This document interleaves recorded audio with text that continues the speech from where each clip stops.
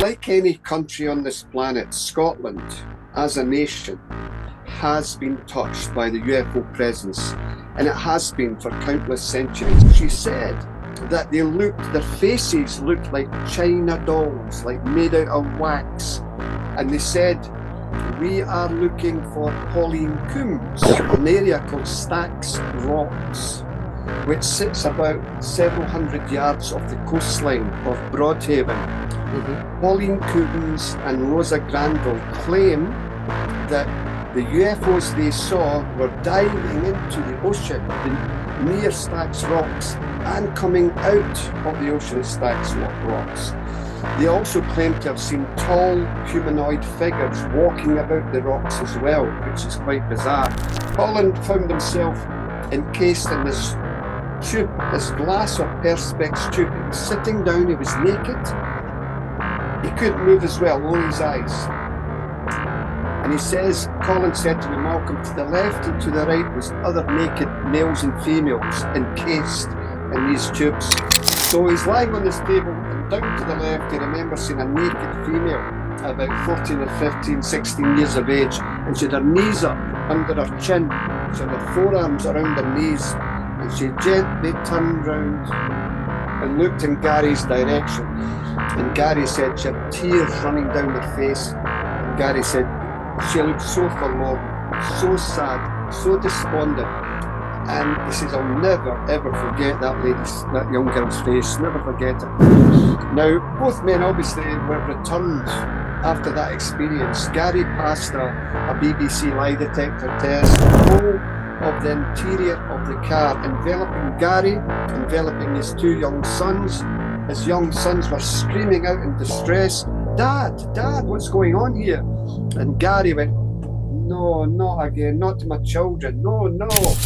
And he woke up and he saw this small grey being with a thin pencil-like device which it inserted just below his ribcage. And then suddenly it released this needle-like effect and hit two, wobbled and went blended through the wall. These things, they can materialise through brick, through glass, through whatever. I'm not happy at all about what's going on with these UFO abductions. They are taking people from the comfort of their own homes, their own cars, etc. And they are subjected to some clinical examination which they didn't ask for, they didn't want. I was taken again on board this craft and I was shown a hideous, half-human, half-alien hybrid child with straggly hair. It was a monstrosity. And this alien that was holding us telepathically said to this lady, this belongs to you. I've often said that perhaps we, you, humankind, are some form of experiment. Maybe you and I and the population of this planet are but in a planetary zoo. They have been doing these abduction experiments for nigh on 50, 60, 70, even more years.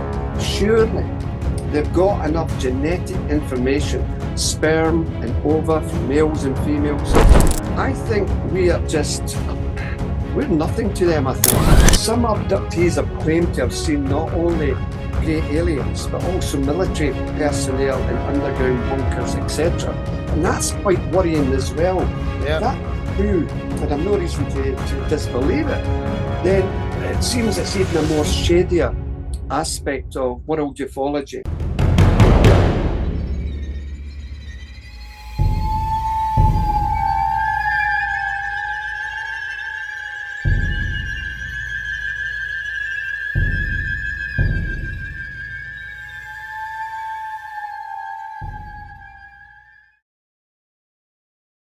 Sziasztok! Először is arra kérlek, hogyha tetszenek a videók, akkor lájkold, oszd meg legalább egy ismerősöddel, és iratkozz fel a csatornára, hogy ne maradj le a következő tartalmakról sem. Javaslom továbbá, hogy csatlakozz a privát Facebook csoportunkhoz, és ha szeretnéd támogatni a csatornát, elméletileg működik a szuperköszönet funkció is, illetve látogass meg a csatorna webshopját is, ahol van mindenféle UFO-s cucc. A mai vendégünk nem más, mint Malcolm Robinson, aki 1979 óta foglalkozik UFO-kutatással és paranormális jelenségekkel. Az elmúlt 46 évben 13 könyvet írt, melyek elérhetők az Amazonon, több mint 100 előadást tartott Európában, Amerikában és más kontinenseken is, mindig a bizonyítékokra és a szemtanúk beszámolóira helyezve a hangsúlyt. Szerepelt több dokumentumfilmben is, amelyeket olyan csatornák készítettek, mint a BBC, National Geographic vagy a History Channel. És ami igazán különleges, hogy Malcolm az egyetlen ember a világon, aki egy tengeralattjáróval leereszkedett a Loch Nessi tó fenekére. Control, Loch Ness 1, depth 100 feet over. Az interjú során főként skót, ír, walesi és angol esetekről lesz szó, és garantálom, hogy lesz itt minden. Szellemek, poltergeist, eltérítések, Loch Nessi szörny, UFO támadások, gabonakörök, és Men in Black vagy fekete ruhás emberek is. Kérlek, iratkozzatok fel Malcolm YouTube csatornájára is, és kövessétek a Facebook oldalát, hogy még több érdekességet tudjatok meg tőle, és most, ha ti is készen álltok, induljon az interjú. Thank you for being here, Malcolm. Yes, it's a pleasure to be on your show. Thank you for having me. Yes, thank you. So I've got a set of questions here, but just a quick one, basically. So you born in Scotland? You live in Scotland? Yeah, I was born in Scotland way back on the 1st of May 1957, many years ago. I did leave Scotland for a short while. I lived in England for 23 years, and I came back to live in Scotland in 2021. So I'm back home in Scotland, yes. Nice. Yeah, I love Scotland, to be honest. I used to live in London, UK for 18 years, but I've visited Scotland. I've been to Edinburgh. I've been to, what's the other? Glasgow. Glasgow, yeah. But we went to Loch Ness as well. We went up to Fort William, all the way to Highlands. It was beautiful. So, and the whiskey that you guys have, I love it. All right. Okay. Thank you for that intro. So let's look at my questions. So, all right. So since when have you been involved in UFO research, and what sparked your interest in the topic? Perhaps you had a personal experience that triggered your journey. If so, would you please share with us? Yeah, I mean, I always say, Sabi, that I've always held a deep fascination for all things weird and wonderful. And ever since I was a small boy growing up in Scotland, as I say, I had this fascination for ghosts, for poltergeists, for UFOs, for lake monsters. And but I didn't honestly believe that these were real. I thought as a young boy, I thought these can't be real. So growing up, I became aware of many American B movies, like The Day the Earth Stood Still and Flying Saucers, etc. These kind of made my interest grow. And shows like The Twilight Zone, The Outer Limits, again, wow, this is great stuff. This is interesting. So I drunk in all these wonderful B movies and shows and everything, the Star Trek, etc. And even then, though, and I read a lot of books as well, but even then I still wasn't convinced. And I set out in 1979 to actually disprove all these subjects, saying that there's no such things as ghosts or no such things as UFOs. It's like anything else in life, Sabi. Once you get out there, once you speak to people, once you experience these wonderful things, then you begin to say, wait a minute, what's going on here?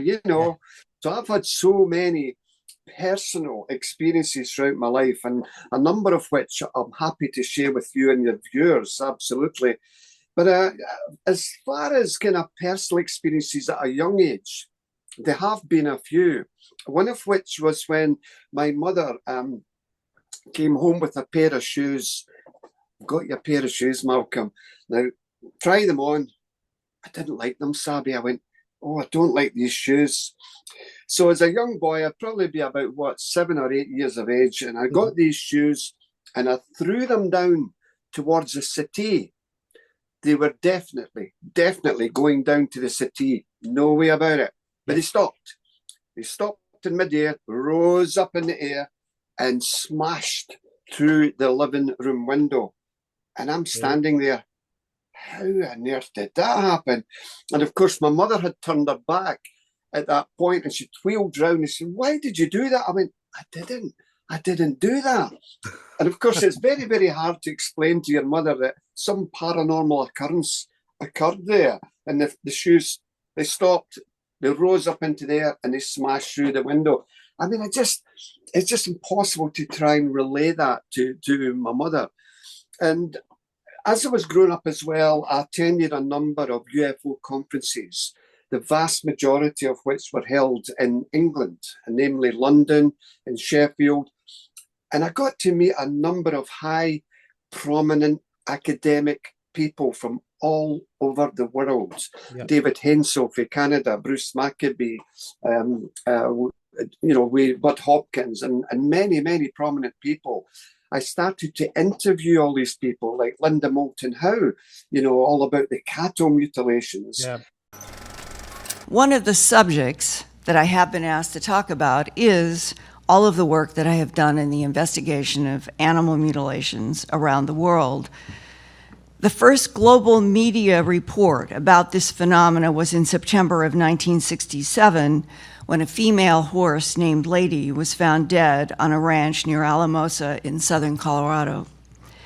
The horse's entire skull and long neck had been stripped of flesh, and every organ in the chest of that horse had been surgically excised according to a medical doctor. There was no blood anywhere, not in the animal, not around the animal, and nowhere nearby. And there were no tracks of the animal. It was powdery soil, and the animal is lying there stripped of flesh, but there were no tracks around the body, not even the own horse's tracks. But 100 and some feet away, there were horse tracks in a circle, as if the horse had been caught in something in which the feet had gone around in a circle, and then 100 and some feet away, the body was found. At that same time, and Jennifer, image 00, on July 15th, 1984, the Sunday Times in Australia headline, quote, "Cover-up alleged over UFO-linked animal slaughter. Many reports of UFOs and strange lights in the sky," close quote. Farmers in the Adelaide Hills have discovered mutilated animal corpses and burn marks on the ground. In one incident, researchers say a farmer discovered 4 cows with holes drilled into their skulls and the brains removed. Adelaide UFO researcher Colin Norris said, quote, "I have been told the Army asked the farmer to remain quiet about the animals and that the Army would cover the whole thing up," close quote. Mr. Norris said pod marks in the ground and burnt treetops indicated a UFO craft had landed. That was Australia in 1984, and we should have up that headline at 00. Yes. And Australia has played a very interesting role in this historically, because the BBC in 1979, when I started the work on A Strange Harvest, there was a producer there who told me that they had a journal from 1911 that had been published about 104 sheep being found in an Australian billabong with an ear, eye, tongue, genitals, and rectum cored out. 104 all in one billabong with no blood and no tracks around those animals either. Image 13. This map shows geographic areas where animal mutilations have been reported since 1967 at least, barring the fact that Australia has reported many before. By 2013, every state in the United States and every province in Canada have had bloodless, large animal mutilations, as well as other countries. No one knows for certain how many animals have been mutilated over the past half century in the United States and Canada and around the world. Many mutilated animals are not reported because ranchers are either afraid or do not want public attention and potential ridicule. Image 14. Beyond the United States and Canada, Mutilated animals have been reported in Mexico, Panama, Puerto Rico, Brazil, Argentina, Chile, parts of Europe, the Canary Islands, China, and Australia. Image 1. Excisions are not only smooth and bloodless, they can be serrated the way that pinking shears cut cloth for dressmakers, as was discovered in this 2-year-old Hereford steer, the 5th mutilation on the Richard Fazio Ranch near Portland, Oregon, within a 4-month period ending in October of 1990. Image 2. Here is a photograph of the uniformly serrated edge of the mutilator's bloodless excision that many people who have had these in their hands in the field say do look like some kind of pinking shears have cut the steer's tissue. But Lynn Lauber called me at KMGH TV in Denver after the broadcast of my TV documentary, A Strange Harvest, and he said that he had seen my documentary and he was calling me because, and this is what he said to me, he knew that something from outer space was involved in the mutilations that the RCMP in Canada had investigated. When I asked him, why then have you told the media the perpetrators are satanic cults? He said, the reason was that he felt the truth was too difficult to report publicly. And that to me sums up the metaphor of not just this 21st century or the 20th century, but this is a phenomena that I understand has been going on for thousands of years, and we are just catching up to it.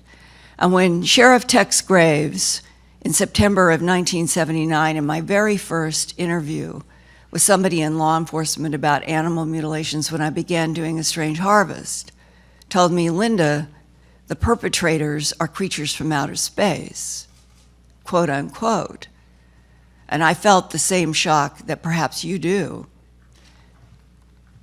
The truth is, law enforcement has long known from their own eyewitness accounts, they've seen the beams of light in pastures.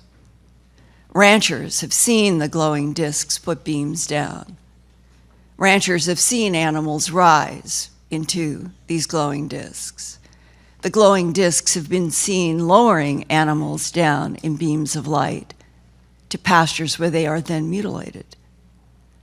And to get those people, law enforcement or ranchers, to stand up in front of a camera and tell the world what they've seen with their own eyes is the biggest difficulty of my entire career, because we are on a planet where humans are more afraid of humans and their ridicule than they are of extraterrestrials.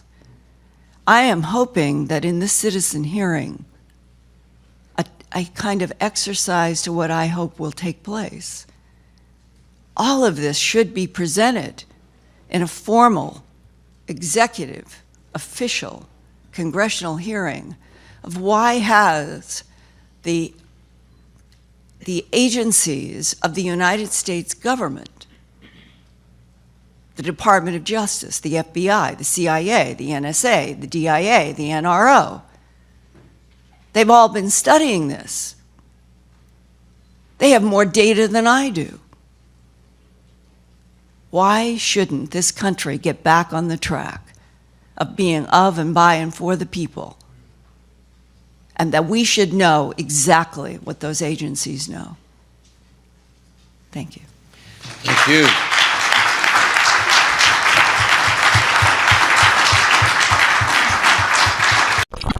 And I started to get this grounding, this understanding that this world is clearly more stranger than we can ever imagine. So as I went through life, I was gaining all this information, I was getting all this information, and I was trying to find out, is there any truth in this? And I began to realize that there were. There is a lot of nonsense out there, Sabi, you know that. Yes. There's a lot of people out to pull the wool over your eyes and muddy the waters. But once you move that away, once you get rid of all the nonsense, you're left with some amazing cases. And this is why even today I'm still involved in UFO paranormal research. Just on Saturday there, I gave a lecture at Scotland's UFO and Paranormal Conference. It was held in Glasgow University. That was just on Saturday gone. And my lecture was about alien photographs, so-called photographs claiming to show greys, reptilians, and I spoke about a number of cases of that. So it's all about educating the people, and you're doing a wonderful, wonderful job, Sabi, with your programs to get that information out. And I'm just pleased to be on your show today. Yes, thank you. All right, do you want to share any other experience that you have? Maybe the one in the football pitch? Oh, yes. I'm aware of it, but like, yeah. Yeah, absolutely. And you've been doing your homework. As a young boy growing up, I was about 9 or 10 years of age, and I was playing football in a school playing field. It was a lovely, lovely summer's day, and kicking a football about, pretending we played for Hajduk Split. No, we didn't. And so we're playing football, and then suddenly everybody stopped, and we looked up, and there was this egg-shaped object about 20, 30 feet in size and about 100 feet or so above her. And I knew even at a young age, Sabi, that this wasn't an aircraft, this wasn't a helicopter, this wasn't a weather balloon. And I was mesmerised by looking at this. And then after a short while, my friends started playing football again. And I took my eyes away from it for just a few seconds. And of course, when I looked up, it was gone. It was absolutely gone.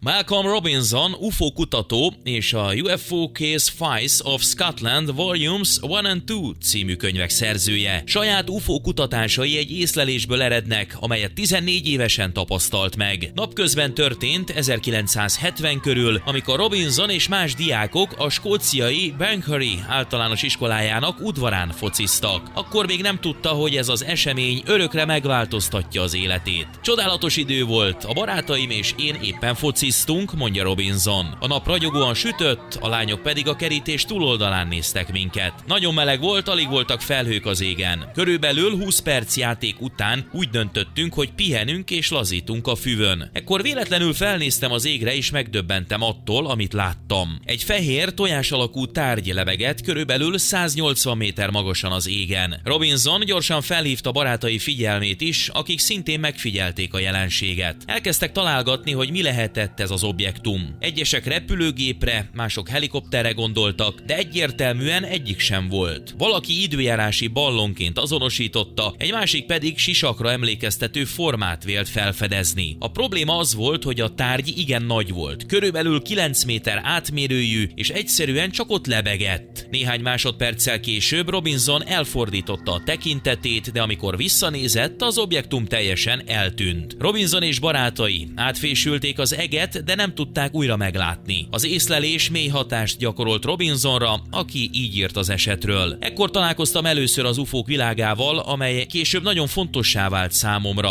Furcsa módon az UFO kutatásaim során, miközben újságírókkal és televíziós személyekkel beszéltem, akik mind azt akarták tudni, hogy volt-e saját élményem, soha nem emlékeztem erre az eseményre egészen mostanáig. Most viszont hirtelen visszatért az emlék, és ez valóban különös érzés. So that was quite perplexing, and I couldn't understand why that would be. And also, as a young boy, I was on holiday in Skegness. It's a seaside resort in England. And I had this young girl. We were, having a wee kiss and cuddle at the back of this chalet, which faced the sea. And then suddenly I became aware of this object. Now, it wasn't solid. It was like builders' scaffolding, those scaffolding pipes. It goes up the side of a building to allow workers to get to the roof. But instead of vertically, it was horizontally, and it was moving slowly across the sky. And to this day, I don't know what that was, so that was quite bizarre as well. But yeah, I mean, growing up, I've had a lot of strange things. I've played about with Ouija boards as a young boy, and I've done table tilting. And I remember, do you know what table tilting is? Yes. Actually, I don't. Okay, it's another avenue to try and reach the spirit world, where people will put their hands on top of a table and ask spirit, if they're there, to communicate through this table by moving it right up or knocking and banging. The first time I tried that, we tried it on a very, very heavy wooden table, very, very heavy. I mean, you're struggling to lift it up. So there was 4 of us round the table. Our hands were on top, not below, on top of the table. And we asked, is anybody there? And then suddenly this table rose up on 2 legs. Okay, we get you here. Okay, could you move back down again? And then when it got to there, gravity should have dictated it should have just dropped like a stone when it got to that angle. It didn't. Your hands are on top. And it just gently went back. And after a few moments, this table was rocking about side to side, side to side. We had to leave our seats and stand up. And the table rocked. It went out the living room door and along the hallway. It's one of these things, Sabi, that you would need to see yourself to believe it. You know, a lot of people won't believe that, but it was incredible. It's a bit scary, right? Like very scary, yes. Wow. All right. Thank you very much for sharing with us, Malcolm. Let me see what we have here. So, in terms of the UFO phenomena in Scotland, how many Scottish UFO cases are you aware of? And out of those, how many involve abductions? Just like an overall. Well, like any country on this planet, Scotland, as a nation, has been touched by the UFO presence, and it has been for countless centuries. You know, Scotland does not stand alone. We have had our fair share of UFO reports. A small Scottish town of Bonnybridge, which we'll come to shortly, in Stirlingshire, in central Scotland, has seen over hundreds of UFO sightings since 1992. Yeah. And we'll speak about these as we go through today's program. As far as abductions, I am only aware of 2 UFO abductions, one of which was the A70 UFO abduction case, which again we'll come to shortly. Yeah. Now, the thing is, Sabi, that there may well be more UFO abductions, but they have not come through to my society as yet. People are reluctant to come forward with a UFO sighting, with a UFO abduction, for fear of ridicule. And I've said on countless programs that you could have 5 people observing a UFO, and only 3 will go, yeah, I must tell people about this, I must. And the other 2, no, not me, no, I'm not going forward. So it makes me wonder how many UFO sightings we're missing, not just in the United Kingdom, but also in Hungary as well, and all over the world. There must be more UFO reports. So there clearly are a number of UFO reports coming from Scotland. Low level, close proximity UFO sightings.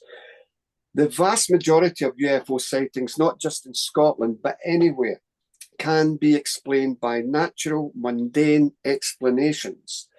And I've always said that 95% of UFO reports have natural explanations. Yeah.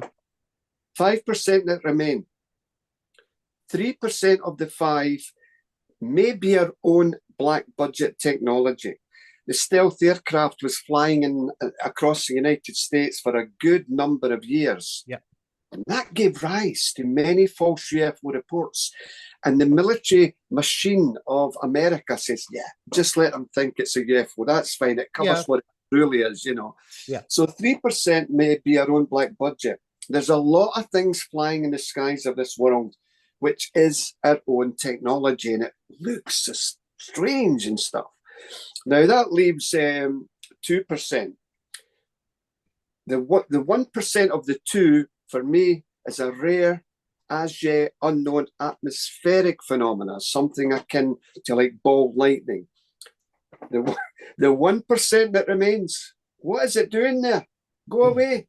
It's always there. It won't go away. And that's because that 1%, for me, is truly unidentified. It's truly extraterrestrial. It's truly interdimensional. Yeah. It's something that's not of this world. Absolutely. I would not be doing my job if I didn't honestly believe we're dealing with some form of non-human intelligence. It's always been with us through time immemorial. Yeah. The reason why, who knows? We'll talk about that as we go through the program. I have speculation, Sabi. Yeah. But nobody truly knows, I don't think. All right. Thank you for that. Thank you for the answer. So yeah, I'm still gonna have a few general questions about like Scottish cases. So abduction cases, you said, yeah, we talked about perhaps there are some MyLab abductions. Uh, in US, definitely there are plenty. I mean, I would Yeah. say, would you agree? Oh, absolutely. I mean, America is well known for it's simply because of the landmass, Yeah. the many cities and towns across America has generated a wealth of UFO reports. Hence, America is the kind of UFO hotspot of the world. But I'm just thinking about some of the earlier cases as well, just so we can feed this into your program. So when I was younger, getting into all this subject, one of my main interests was Nessie, the Loch Ness Monster. And I had been interviewing a number of people around the loch side who had claimed to have seen Nessie.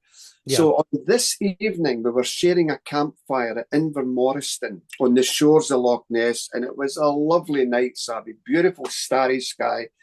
And I had my back to Loch Ness, and we were Canadians and American and French people, just enjoying a campfire, a little talk.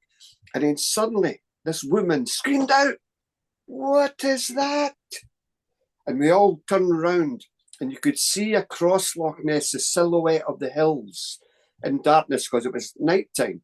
And there was a ball of light moving up and down. This wasn't a laser, it wasn't a probe, it wasn't a kite or aircraft or drone. This was a burning white fluorescent light, zigzagging and stopping all over the sky. And then suddenly it stopped. And then just screamed off into the night sky. Now, with any UFO case, we always check to see what could have it been. We check with the police. We check to see if any members of the public had reported a given sighting at a given location to see if anybody else had seen this. What year was that? Sorry, what year was that? That would be 1979, I think. Around about the late 70s, early 80s. Yeah. And we also check with the meteorological stations to see if there are any release of a weather balloon. We check with the airports, local airports, national airports. We did all that. And nothing was in the sky, Sabi. Nothing explainable was in the sky at that time. Really weird. Interesting. Yeah. So another one that I'm pretty keen to get into is, which I've done a documentary with Michael Schrott. I was collaborating with that to basically it was mainly about Leonard Stringfield's work, but I'm gonna ask you too.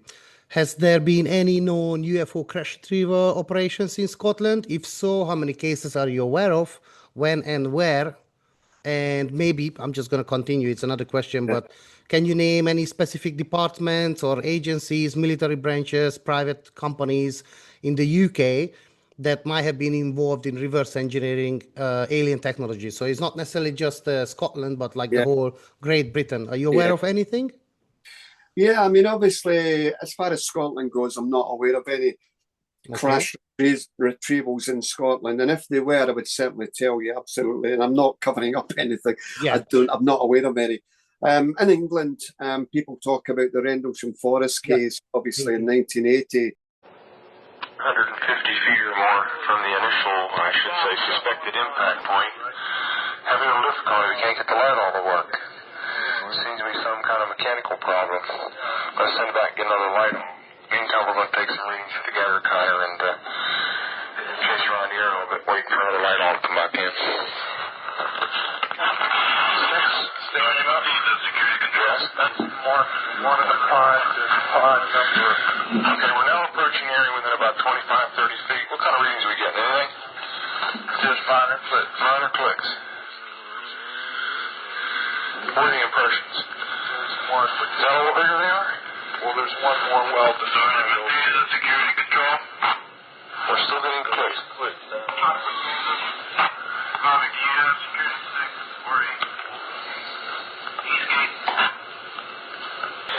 Looking directly overhead, one can see an opening in the trees, plus some freshly broken pine branches on the ground underneath. Looks like some of them came off about 15 to 20 feet up. Some small branches about an inch or less in diameter. 0148, we're hearing very strange sounds out of the farmer's barnyard animals. It's very, very active, making an awful lot of noise. Yes, and a pigmentation. You just saw a light where? Wait, slow down. Where? Right in this position here, straight ahead, in between the tree. There it is again. Watch, straight ahead off my flashlight there, sir. There it is. Hey, I see it too. What is it? We don't know, sir. So, can I get some of it? Yeah, it's a strange, small red light. Looks to be out maybe a quarter to half mile, maybe further out. I'm going to switch off it. The light is gone now. It was approximately 120 degrees from the site. Is it back again? Yes, sir. Oh, that's the flashlight set. Let's move out to the edge of the clearing so we can get a better look at it. See if you can get the star scope on it. The light's still there, and all the barnyard animals have gotten quiet now. Yeah, we're heading about 110 to 120 degrees from the site out through to the clearing now. Still getting a reading on the meter. About 2 clicks. Meter's jumped 3 to 4 clicks, getting stronger. The first night bird we've seen, we're about 150 or 200 yards from the site. Everything else is just deathly calm. There's no doubt about it. There's some type of strange flashing red light ahead. It's yellow. I saw a yellow tinge in it too. Weird. It appears to be maybe moving a little bit this way. It's brighter than it has been. Yellow. It's coming this way. It is definitely coming this way. Pieces of it are shooting off. There is no doubt about it. This is weird. To the left. Yeah, definitely moving to the left. Two lights. One light to the front, okay. One light to the left. Keep the flashlights off. There's something very, very strange. Keep the headset on. See if it gets any stronger. Okay. Give us a rundown. Notation that this is on a beta reading, too. It's on a beta reading? The beta shield has been removed. Okay. This is we're falling off it again. But it just moved to the right. Yeah. Off to the right. Strange. Oh, we're running to the left. Let's approach to the edge of the woods up there. You want to do it without lights? Let's do it carefully. Come on. Okay, we're looking at the thing. We're probably about 200 to 300 yards away. It looks like an eye winking at you. It's still moving from side to side. And when you put the star scope on it, it sort of has a hollow stare, a dark stare. It's like a pupil of an eye looking at you and winking. And the flash is so bright to the star scope that it almost burns your eye. We passed the farmer's house and across in the next field. Now we have multiple sightings of up to 5 lights with a similar shape and all, but they seem to be steady now rather than a pulsating or glow with a red flash. Hey, here he comes from the south. He's coming toward us now. Now we're observing what appears to be a beam coming down to the ground. This is unreal. 330, or 330, and the objects are still in the sky, although the one to the south looks like it's losing a little bit of altitude. We're turning around and heading back toward the base. The object to the south is still beaming down lights to the ground. 0400 hours, one object still hovering over Woodbridge Base at about 5 to 10 degrees off the horizon, still moving erratic and similar lights and beaming down as earlier. Ha mindez nem lett volna elég, a következő jelentős UFO esemény valóban megrázta a Pentagont. 1980 végén az RAF Bentwaters bázison Suffolkban, Angliában, amelyet akkoriban az Egyesült Államok légierője bérelt, egy sor különös incidens nem hagyott kétséget afelől, hogy valami nagyon furcsa dolog történt. December 26-án hajnalban egy kis csoport légierő biztonsági rendőre észrevett egy szokatlan fényt a közeli Rendelsham erdőben. Gyalogosan közelítették meg és felfedezték egy furcsa, háromszög alakú járművet.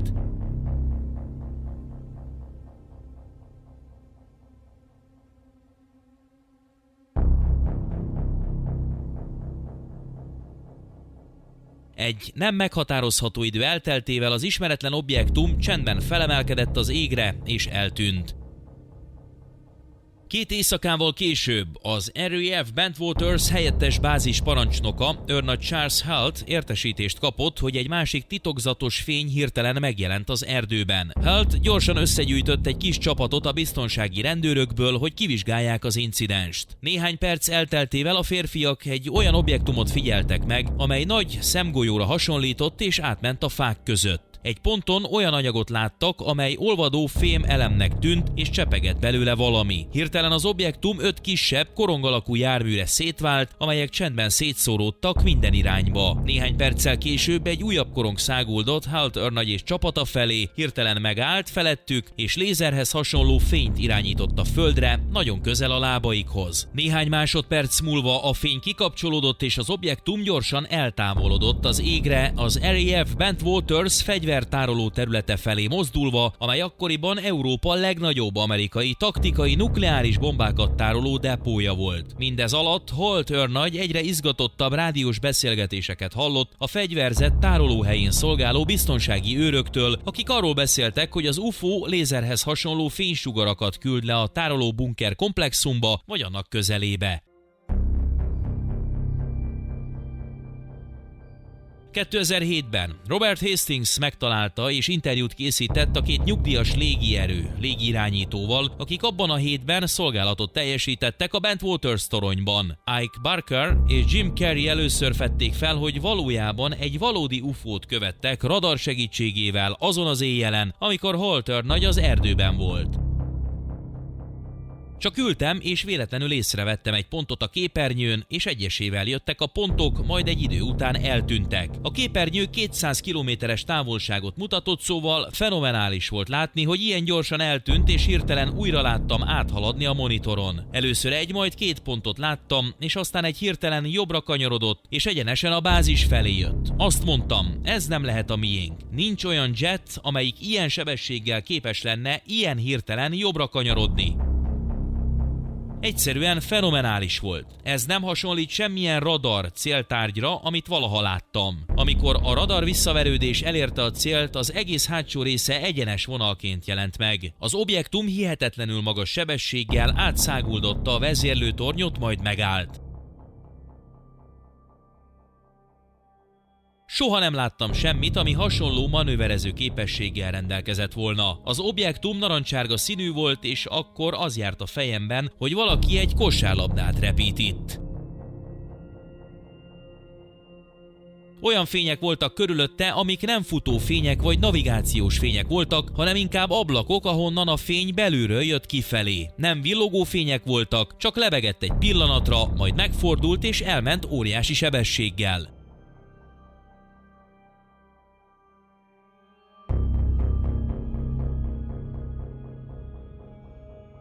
Továbbá figyelembe véve a fegyvertároló területen történt drámai incidenst, amikor az egyik UFO lézerszerű fénysugarakat irányított le a létesítménybe, világossá válik, hogy ennek az esetnek nukleáris fegyverekhez való kapcsolata van. That maybe something crashed in there. It was certainly seen by American Air Force personnel who were on the ground. Colonel Charles Halt, Jim Peniston, they all saw that. Here's exactly what I was thinking. I'm going out there with my mindset was like this. I'm going to go out and set up an entry control point for a downed aircraft, a crashed. We're going to go ahead and tag classified material and body parts. That's what I'm thinking. And then we're going to set up the entry control point so we can get emergency response vehicles out there. When I got up to the area where I seen it wasn't an aircraft crash, and it was something that I couldn't identify, I was perplexed, not understanding what I was seeing.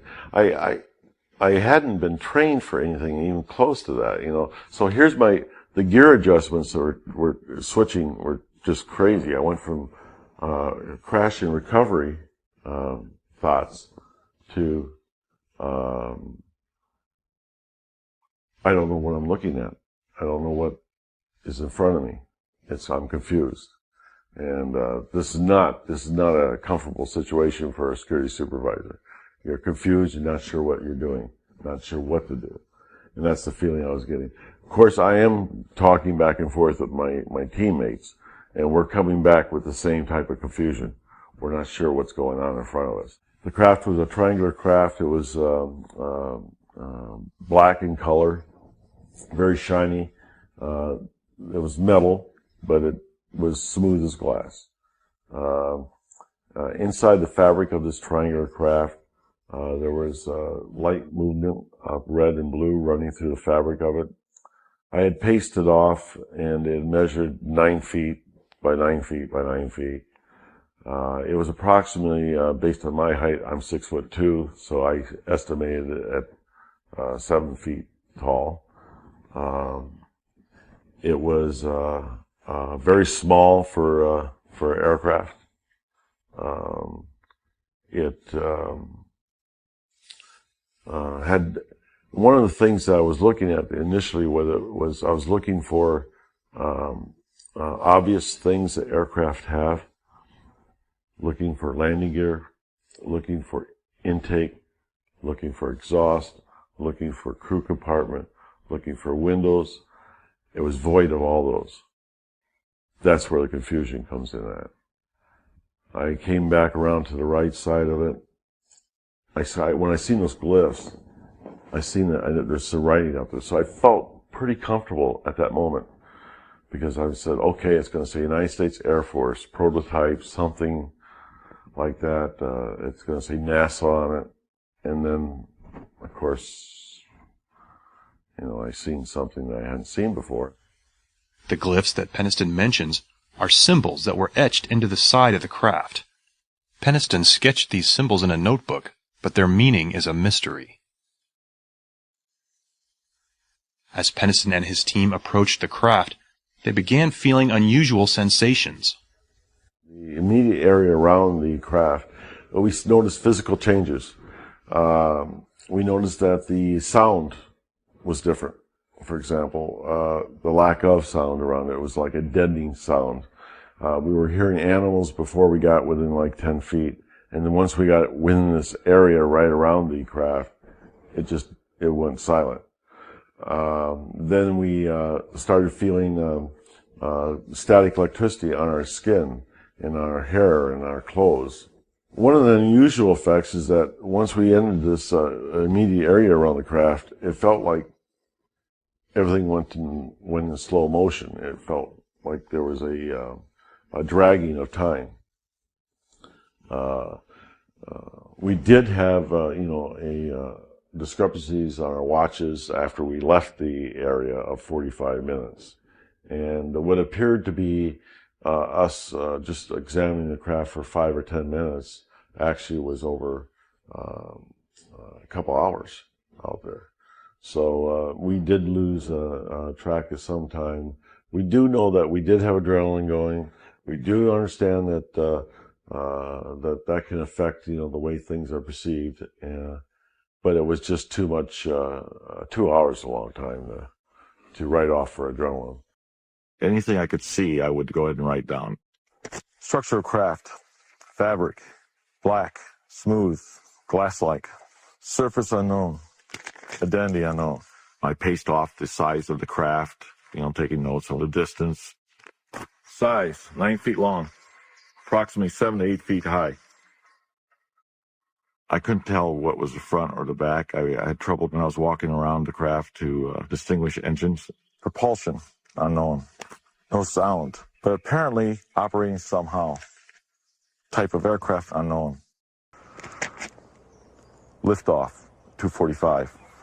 No sound, no exhaust. Takeoff unknown, speed impossible. The takeoff was probably the most amazing thing I've ever seen.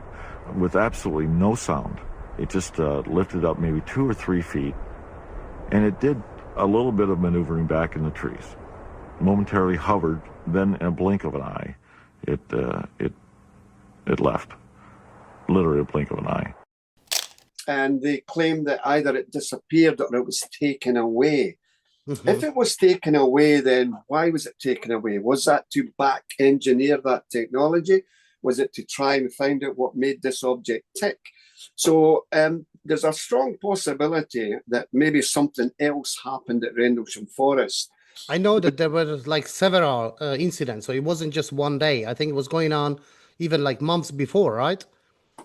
There were a number of sightings in the weeks leading up to the main event in December of 1980 in Rendlesham, and would you believe, a week or so afterwards. As one skeptic, Ian Ridpath, said it was the Orford Ness Lighthouse, which was about a quarter to a mile to a half a mile away on the sea. And obviously this light would rotate and penetrate through the forest, but no way. No way was it that. Absolutely not. Because this thing was seen flying above the forest, dropping down into the forest and moving around the trees. And of course, we have one serviceman who was right, he claims, he was right up against it and he could see strange writing like hieroglyphics on the side, you know. So it clearly wasn't the Rendlesham, the Orford Ness Lighthouse. And the problem you and I have, and many ufologists have, Sabi, is the skeptics, the debunkers. They just try and find out it must be something else, and I'm going to say what it is, you know. But you and I know that the wealth of data worldwide is absolutely astonishing to suggest that there is an ET presence on planet Earth. Ah, yeah, definitely. All right. So, okay. So probably something might have happened in the Rendelsham Forest, but you don't know anything about anything else in terms of like crashes. There was an alleged crash in the Berwyn Mountains in Wales back in, I think it was in the early 80s as well, that they heard a loud explosion and they saw a bright ball of light on the moors on Berwyn Mountains. And they thought that a plane, an aircraft had crashed. So they sent out lots of army personnel. There were medical people. There were search and rescue teams went out and they found nothing at all.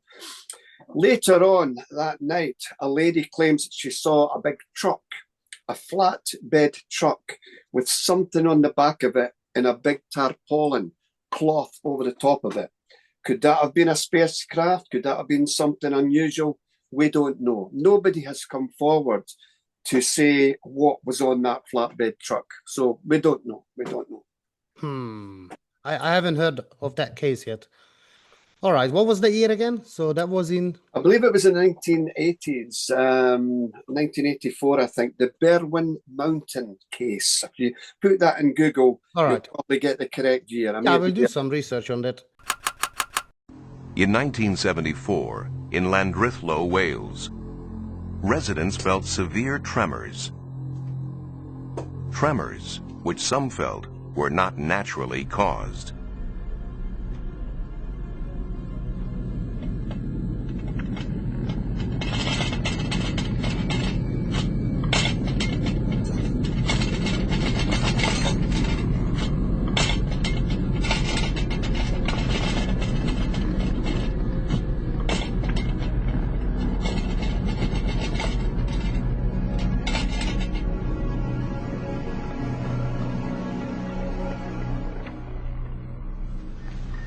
I have no idea what had happened. I don't think it was an earthquake somehow.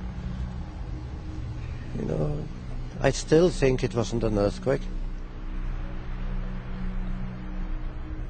John Roberts wasn't the only one shaken that day.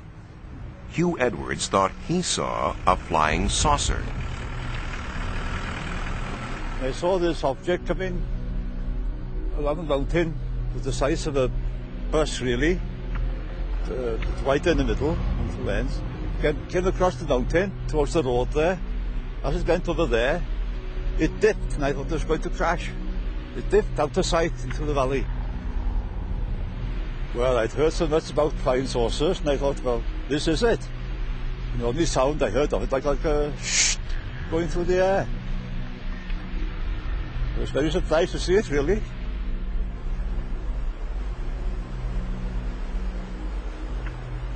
The district nurse thought perhaps a plane was down. I thought there might be an air crash.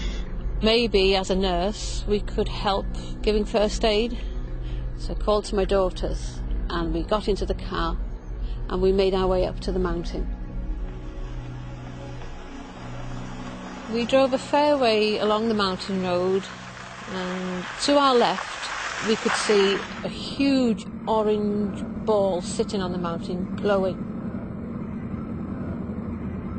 Yeah, we stopped and we started looking what we thought was going to be an aircraft on fire. Because we'd envisaged sort of, oh God, you know, there might be bodies if it was an aeroplane crash, and we weren't too happy at that prospect, but we were quite surprised to see this big reddish orange ball just sitting there. There were no flames and it was so uniform. The shape, the round spherical shape of it made us realise we weren't looking at an aircraft. There were no flames jumping, but it was pulsating, this red orange object that we saw. And we could see little lights, like fairy lights, coming towards the object in a zigzag pattern, and we assumed at that time possibly there was someone going to see what was what. With hindsight, we realised that the search party couldn't have got there, located it and got there in the time it had taken us to go from the village up to the mountain. Yeah. I think no one could have organised themselves to get to the object that we saw. Just before I get to the next question, it's quite interesting that most of these crafts, these anomalous crafts or non-human crafts, perhaps non-human crafts, are actually, they don't have any noise. But there are cases when you have this loud noise.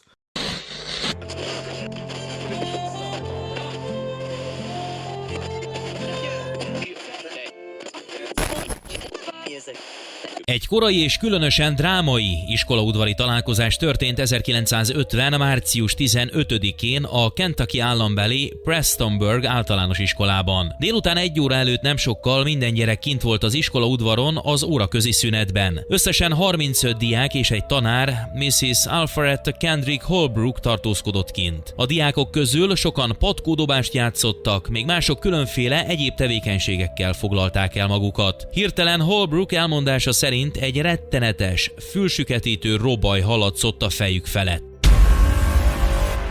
Mindenki abba hagyta, amit csinált, és felnézett, ahol 3 furcsa objektum közeledett az iskola felé. A gyerekek sikítva szétszóródtak rémületükben. Egy kislány annyira rosszul lett, hogy hányt. Többen közülük, mesélte Holbrook, meg voltak győződve arról, hogy eljött a világ vége. Mindannyian tágra nyílt szemmel, döbbenten néztük. A 3 objektum lelassított, miközben közeledett, ekkor az egyik áthaladt az első 2 felett, majd mögéjük mozdult. Egy különös köd vonta be őket, ezután minden figyelmeztetés nélkül mindhárom objektum felgyorsult és elszáguldott az ég felé. Holbrook összegyűjtötte az összes gyereket, megpróbálta megnyugtatni őket, majd visszavezette őket az iskolába. Próbálta folytatni az oktatást, de a gyerekek túl izgatottak voltak ahhoz, hogy figyeljenek. Majdnem 1 órával később, miközben még mindig próbálta lecsillapítani őket, egy újabb félelmetes robaj hallatszott.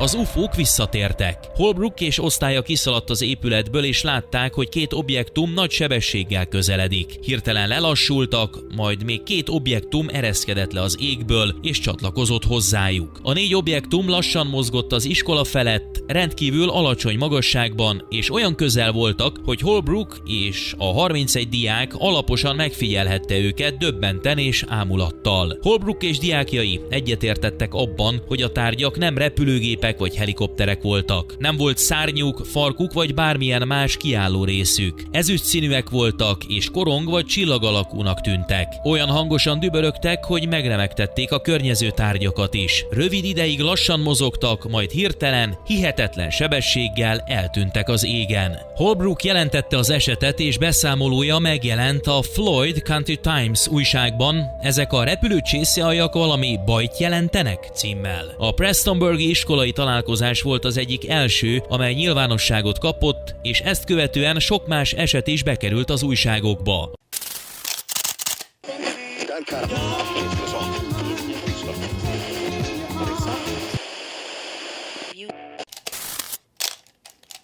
...1974. december 1-én a Western Carolina Egyetem egyik kollégiumában több tucat fiatal nő tartózkodott a lányok számára fenntartott épület 7. emeletén. Körülbelül 20-30 volt, amikor hirtelen egy hatalmas, vakító fénycsóva világított meg mindent, majd egy erőteljes robaj hallatszott.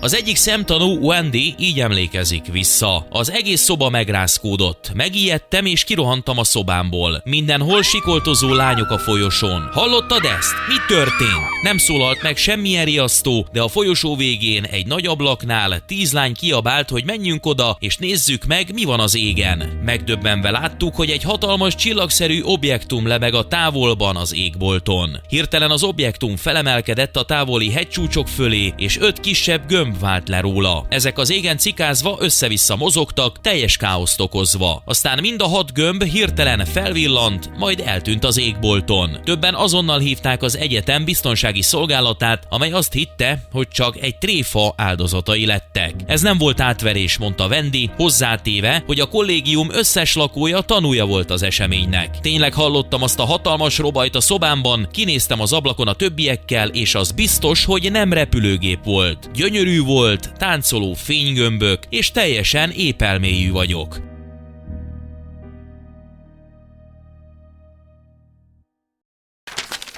When even in the air, there are many, I know a few cases. So it's quite interesting that sometimes they do have this weird noise, even though it might have been a crash. There was one in Hungary. I'm not an expert on that. I'm not, I don't claim to, but I know that the military people, they reported like a huge noise, but when they look for stuff, apparently they haven't found anything. Anyways, all right, let's just move on. All right, Men in Black. So, are there any Men in Black cases that didn't appear to be human in Scotland or Britain that you're aware of? If so, roughly how many are you aware of? And also, like, part of this question is, do these visitors always act threatening, or do their intentions vary? Yeah, I mean, as far as Men in Black, that's more a kind of an American phenomenon, although it does happen worldwide as well. But most cases of this comes from the United States.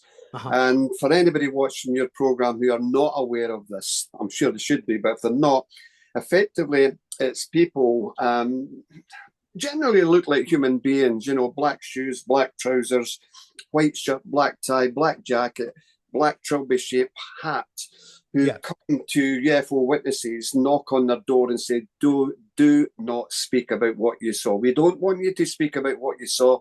You better just don't do it. Now, a lot of people have suggested that perhaps these are from the ministry, you know, the American government or government officials. And if so, well, why? Is it because it was a secret prototype aircraft? The one big case from the Great Britain is one that happened in the 1977 in Dyfed in West Wales. Mm-hmm. And I interviewed a lady called Rosa Granville, and she owned the Haven Fort Hotel near Broadhaven in West Wales.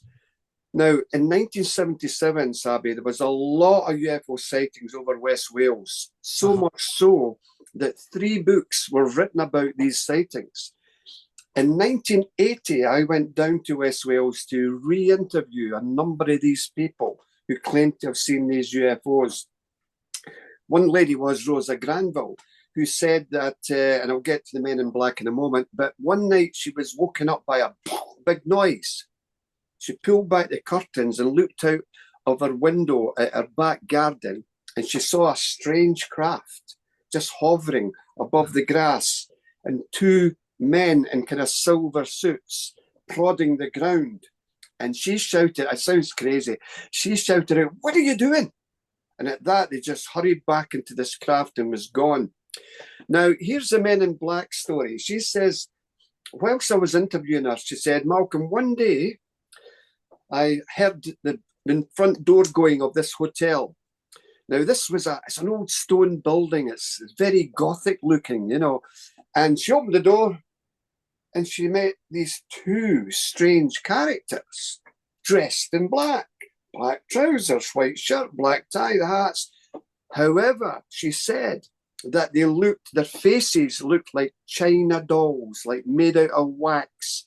And they said, "We are looking for Pauline Coombs." Now, Pauline Coombs is a lady in the village who had seen a lot of UFOs. And Rosa says, I don't know where she is. Now, she says, Malcolm, they spoke very gutturally, like robotically. She says, they didn't look human. And I said, I don't know where Pauline Coombs is.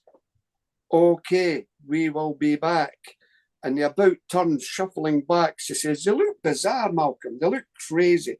And they walked down the gravel drive into this black futuristic car with no wheels, kind of settling, hovering above the gravel driveway, and they just took off. So for me, I don't believe that these were government officials. I think they are your proverbial, typical, honest-to-goodness men in black. But why the conversation didn't extend to more than we are looking for Pauline Coombs. Pauline Coombs, incidentally, she stayed at Ripperston Farm. Now, there's a book all about this.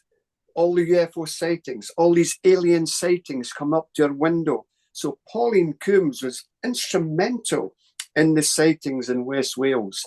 And in Glasgow, there was a case in Glasgow, Scotland, of men in black, where some of friends of mine had seen a UFO and they were driving back to their home, and the car stopped at traffic lights, and out of nowhere, these two men in black approached my friend's car and stood in front of it, menacingly looking straight through the car.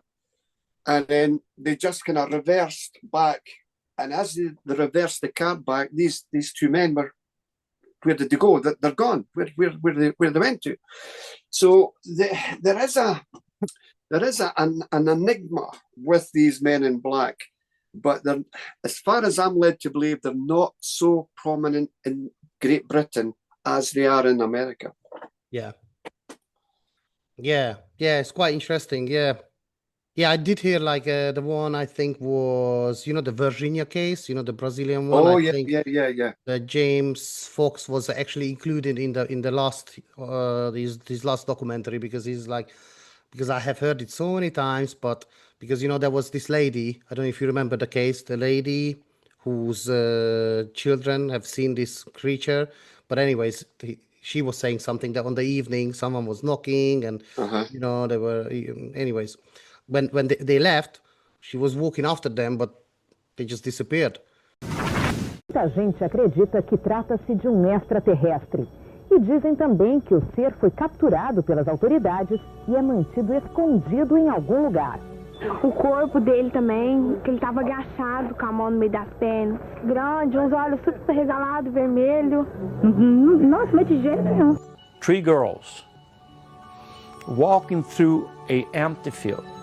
O que a gente viu foi uma coisa pequenininha, encostada, tava com o olhar de medo, da mesma forma que a gente teve medo. Então, na hora eu falei, nossa, e assim, como o sol tava batendo, tava brilhando, uma pele meio oleosa. Então foi o que chamou bem a atenção nossa. The 3 girls were Liliane, Valkyria and Katia. And they described the creature with full of details that matches the details that we have from other sources. Na hora que eu olhei nos olhos, que eu gritei, que ele me olhou e eu olhei. O que ele passou para mim naquele momento, que foi tão rápido, foi de que eu estou sofrendo. Marco Elixerese, which was 23 years old only at that time. He had one infection, another infection. Mas todo o sistema imunológico dele misteriosamente desapareceu após ele ter contato com a estranha criatura que ele capturou na noite do dia 20 de janeiro de 1996. And eventually he died.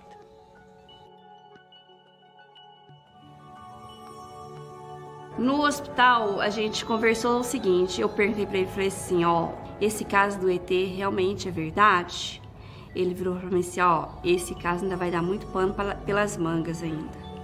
Ainda vai ter muita coisa para poder falar.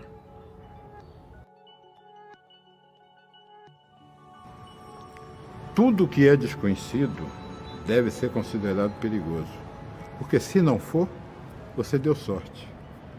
Mas se você acha que não é perigoso e for perigoso, você está morto. Por quê? Por que o Dr. René hoje não está em Varginha? Onde que ele está? E aí? Quais são as respostas que tem para me dar?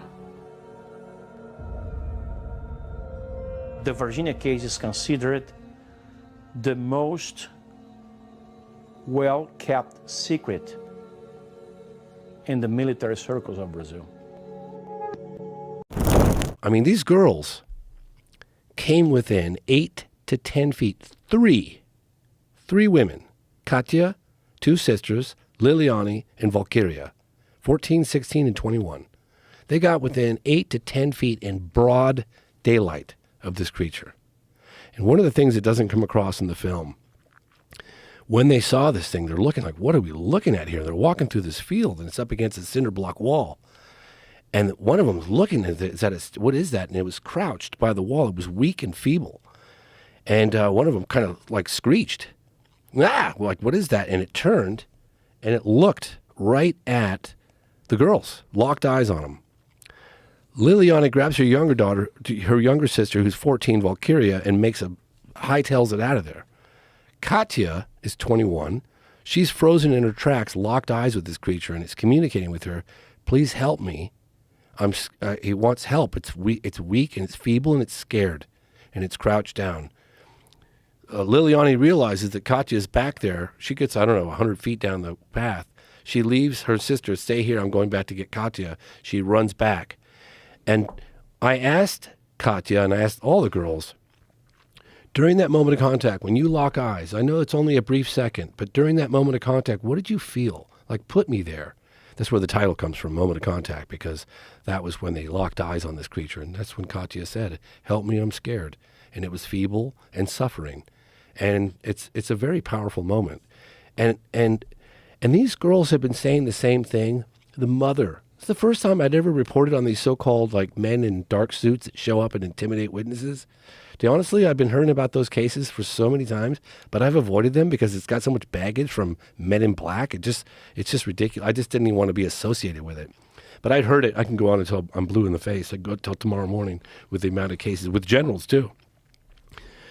But this time, when the mother said that these men showed up and tried to get the daughters to say they were lying and offered her a briefcase full of $100 bills and they could relocate, I don't know. For some reason, I said, okay, for the first time in 25 years, I'm going to report on these guys. And I did.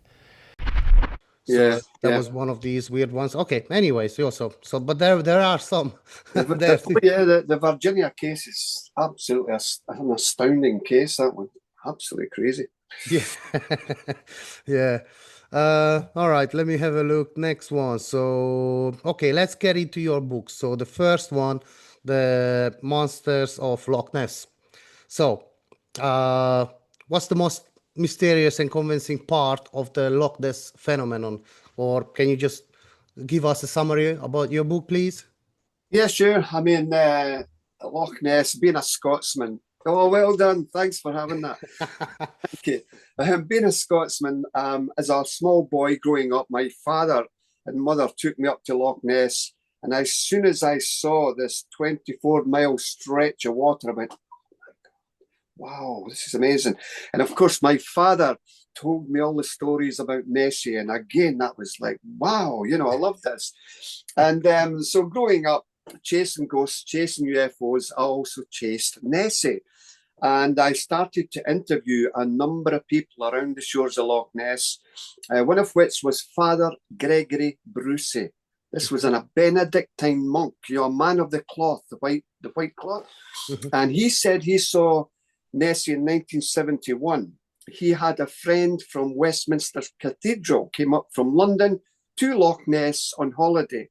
And Father Gregory says, come down, I'll show you Loch Ness. And they walked down to the promontory, little jetty, and Loch Ness was like a sheet of glass, Sabi, not a ripple. And then suddenly, woof, this long tapering snake-like head rose out of the water and just dived back into the water again. And Father Gregory says, I've been here all my life. I've only seen it once. You've just walked down here for 2 seconds and you've saw Nessie. I also interviewed Alex Campbell, who was a water bailiff on Loch Ness. And he saw Nessie many times over the years. He was a man that put Loch Ness and Nessie on the map. He was a correspondent for the Inverness Courier newspaper. And he was approached by a lady who saw Nessie, and he put that story into the paper, and then suddenly it went all over Scotland, all over Great Britain, all over Europe, 1933. And it was incredible. So over the years I've been there, I was fortunate to go down in the submarine in Loch Ness in 1994, which you know. And we went down to a depth of over 400 or 500 feet. And this submarine was about 15 to 18 feet in length, a glass frontal porthole in the front nose of the submarine with a lot of halogen lights. And we descended into the depths of Loch Ness. And I filmed this. It's on YouTube. You'll find the footage on YouTube. And as the submarine was walking, say this is a loch floor and the submarine is going over it like that. Suddenly the loch floor just dropped away in darkness. So I said to the submarine captain, can we go down there? He says, no, we've got to stick to our allotted course. You see it starts to go dark very quickly.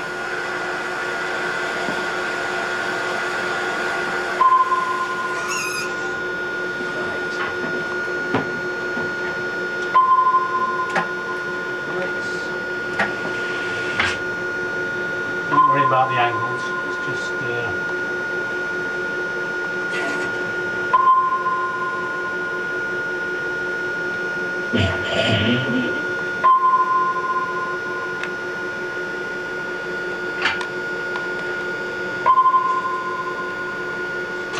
that's a rock you're seeing there.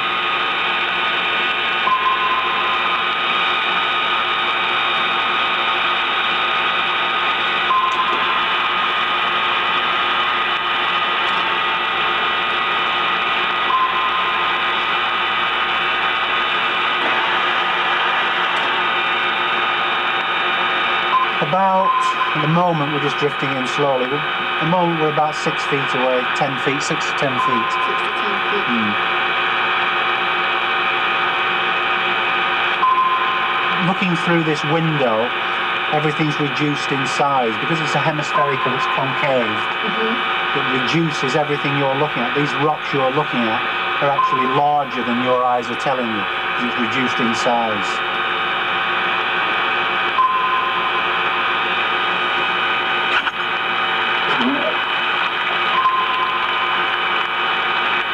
Control Loch Ness 1 off bottom.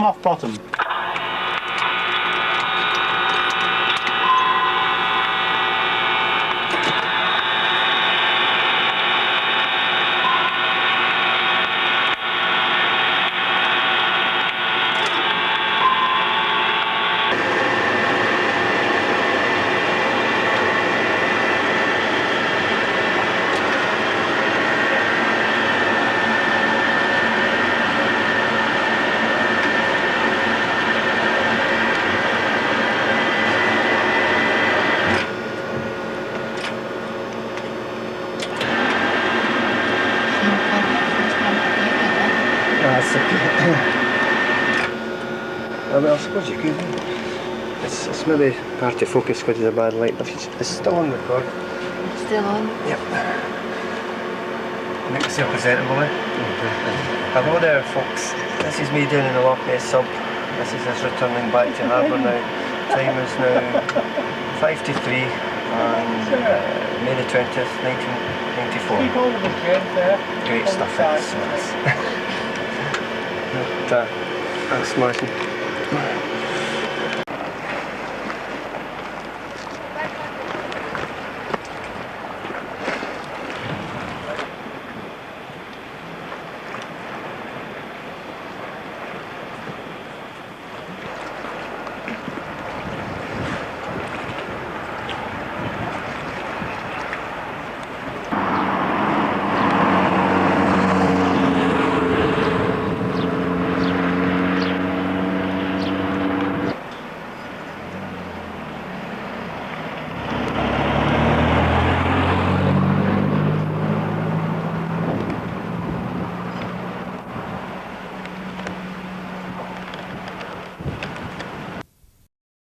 And the best evidence for me is not just eyewitness testimony, because it can be flawed, as is UFO testimony. Yeah. Can be flawed.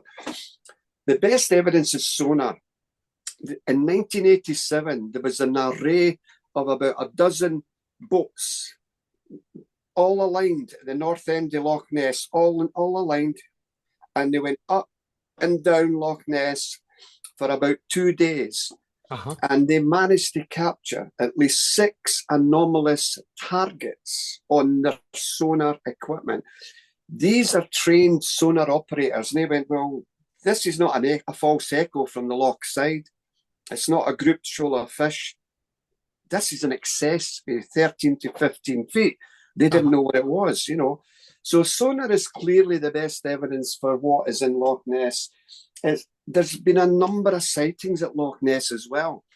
I mentioned my one at the start of the show as a boy, you know.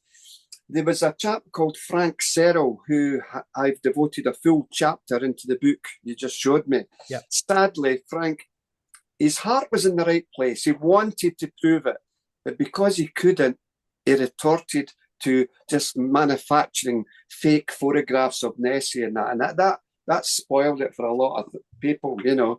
But I honestly believe that there's something there. And also in Loch Morar, which is in the northwest of Scotland, there's another loch. It's only 11 miles long, and it has a creature in it as well. So people will ask, you know, what do I think? Is it a plesiosaur? Is it an aquatic beast that they haven't captured? I certainly don't think it's a plesiosaur, because these creatures could not extend their neck vertically. It was impossible. I think probably it may be some form of large mutated eel or an unknown species of creature that we don't currently understand. The same as the Sasquatch, Bigfoot, the Yeti. I believe that they are truly an unknown creature. Now, whether they are Earth-based or they're some form of pet from UFOs, a creature put down on Earth to see how it would get on, who knows, you know? Yeah, there are some weird cryptic creatures being seen all over well, I'm not going to say all over the world, but in several many places. So, all right, okay, thank you for that. But I've got one more story about Loch Ness as well. Yes. And it's also in the book you held up. Back in the 90s, I got a telephone call from a Scottish newspaper, and it says, Malcolm, Ted Danson, that's an actor, he was making a movie about Loch Ness, and he says, if you could prove Nessie, Malcolm, how would you do it? And at that time, Sabi, I had devised in my mind a trap to capture the Loch Ness monster.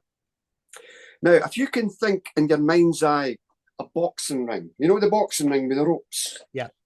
Only it's very, very tall and vertical, all right? On these ropes would be these spherical balls with radio biopsy darts sticking out. And inside this device would be a machine turning out a fish puree, an attractant.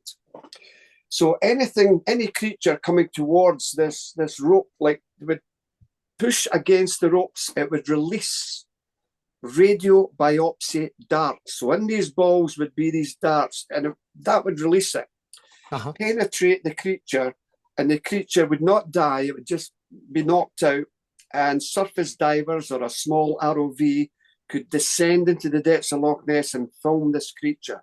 Wow, he thought this was great. So he went away.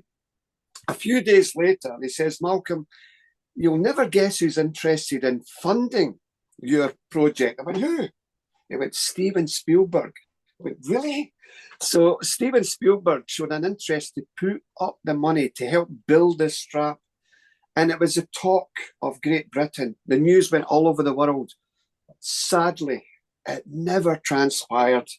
Steven Spielberg went on to do other projects and other movies. But to this day, Sabi, I do believe that is a project that's worthy of study to see if we can capture something in excess of 15, 20 feet. It's in Loch Ness, yeah. Wow. What a good story. Steven Spielberg, you know, actually he has some new upcoming movie coming in 2016. Have you heard of it? Is the dish, or is it been renamed now?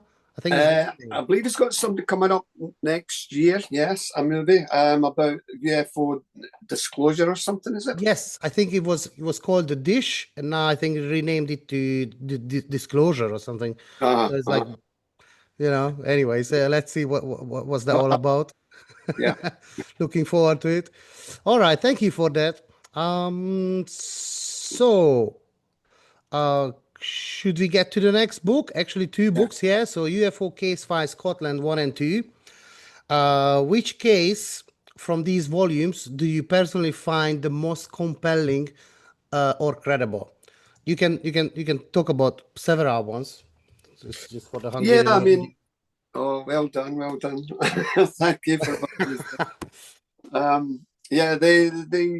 for me, the reason I write books is not to make money, because you do not make money out of writing these books. You don't. I know.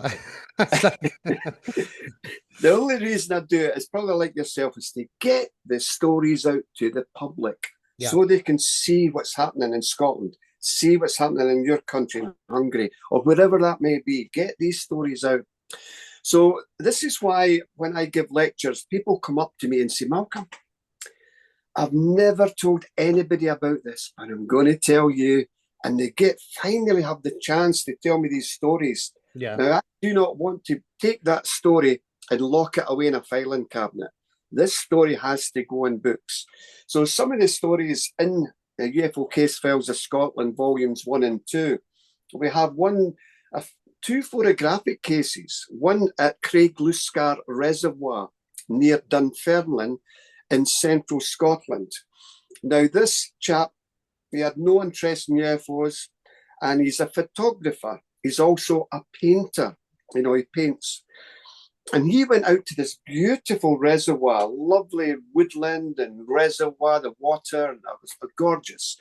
So he was there to take photographs of this area, take them home, and then paint from the photographs. He's looking at this reservoir, and then suddenly he became aware of a resonance, a sound that you mentioned earlier at the start of the show. Where's this sound? It's a strange sound. Yeah. And then he initially thought perhaps it's the electricity pylons, because these stretch across the land carrying electricity to homes. And if you stand underneath that, you'll hear a soft hum sound. He thought maybe that's it. Then it got louder, then louder. What is? And as he turned away, he saw a two-tiered disc-shaped object, and he couldn't believe what he's looking at. And then suddenly, he never heard any bird song, the birds in the trees. There was a road about a quarter of a mile away, heavy road with the traffic. No traffic. He couldn't hear anything. It was as if he was encased in one of those Victorian bell jars where you got the stuffed animals. A big glass cone went over a stuffed animal. It was just him and this object. And he had a camera. He had a camera around his neck. And he couldn't believe what he said. And then suddenly he snapped out of it. He grabbed his camera and managed to take 2 photographs. Now, he was really annoyed at the photographs because he said, Malcolm, the top part of the UFO was much taller. It was like that. And it descended, it telescoped into the main body of the craft, flipped on its side and went away into the sky. And this photograph was analysed not only here in the United Kingdom, but we sent it away to America to a company called Ground Saucer Watch in Phoenix, Arizona. It was tested by Jeff Sanio, and he says this object is in excess of 15 feet.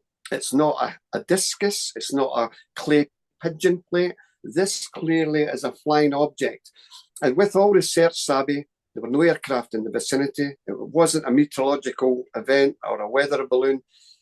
There were nothing flying in that area at the time.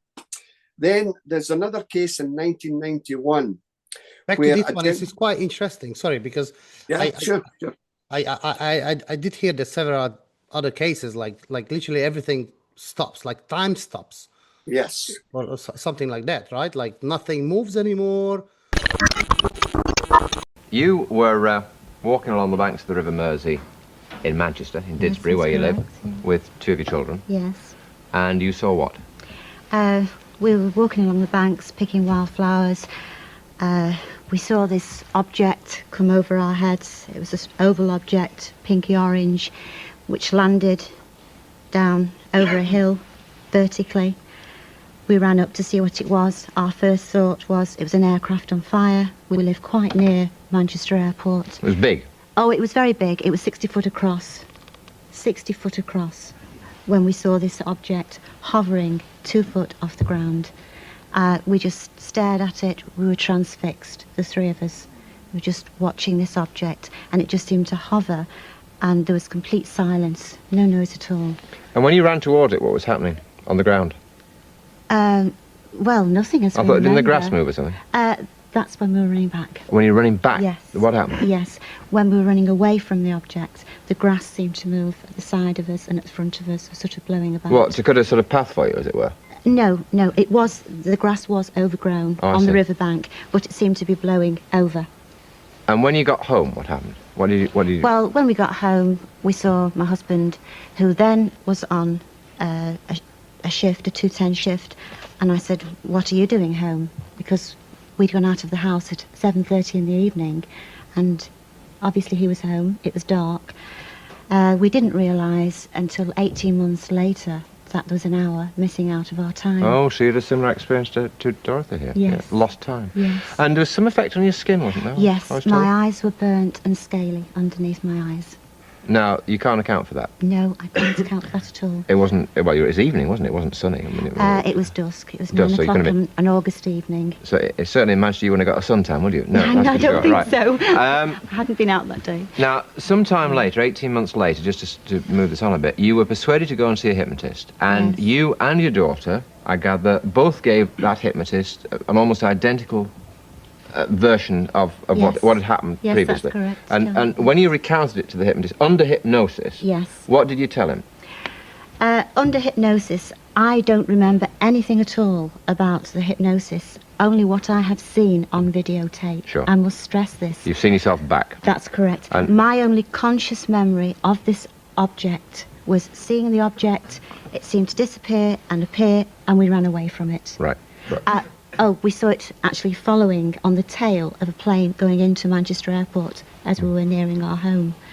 But I don't remember anything about the hypnosis, only what I have seen on videotape.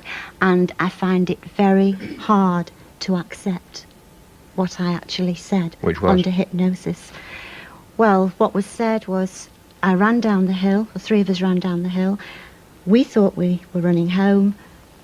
We went into this man in dark clothing, tall, dark eyes. Then there was a sensation of floating and then being on a table and having feelings of ice put on our legs and lights shone in our eyes, and that's all I remember. And there were 6 of them and they all looked the same. Now, I just can't accept this, but this is what's on the video. That's what you said under hypnosis, right? That's correct. It's just quite weird, yeah. All right, just carry on. It's like there's a famous British authoress by the name of Jenny Randalls, and she calls this effect the Oz factor, where everything stands still, nothing, you can't hear anything, everything's changed. She gave a name of it, calls it the Oz factor. In 1991, there was 2 men who were near Polmont Reservoir, Polmont is a small town near Bonnybridge in Stirlingshire, which we'll come to, a lot of UFOs there.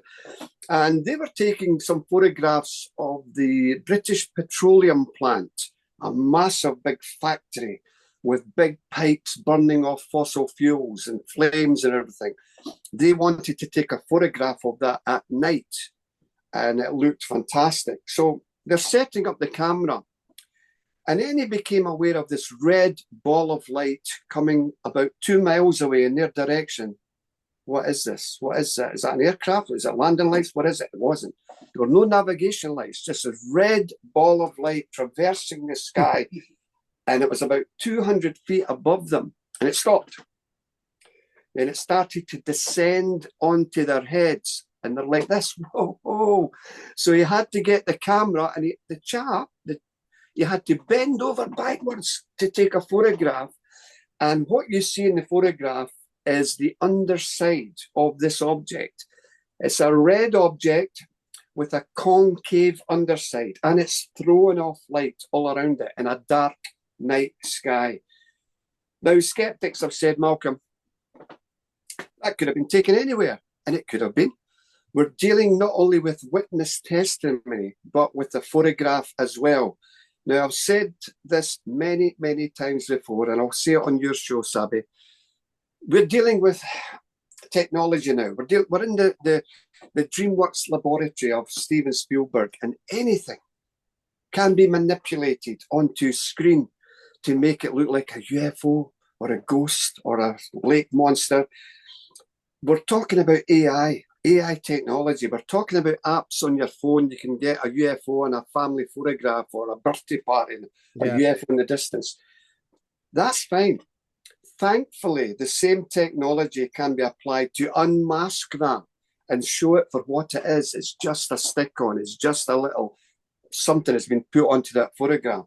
So yes, whilst AI is making my job more difficult, AI can also unmask and find out for sure what it was. Correct. With that case in Polmont, again, no aircraft in the sky, no helicopters, no balloons or drones or anything like that. So it does conform to the UFO, yeah.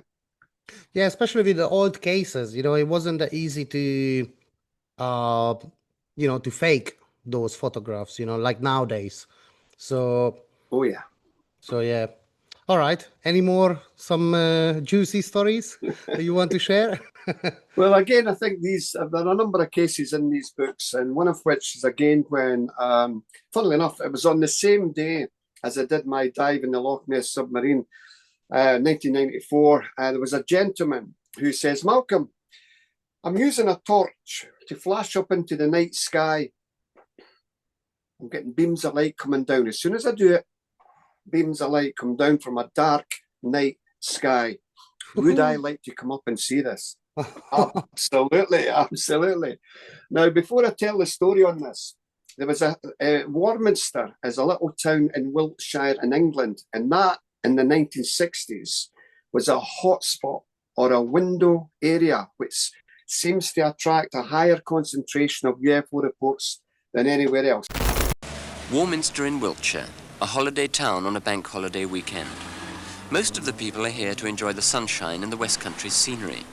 But Warminster has another claim to fame which brings people on pilgrimages here from all over the world: flying saucers.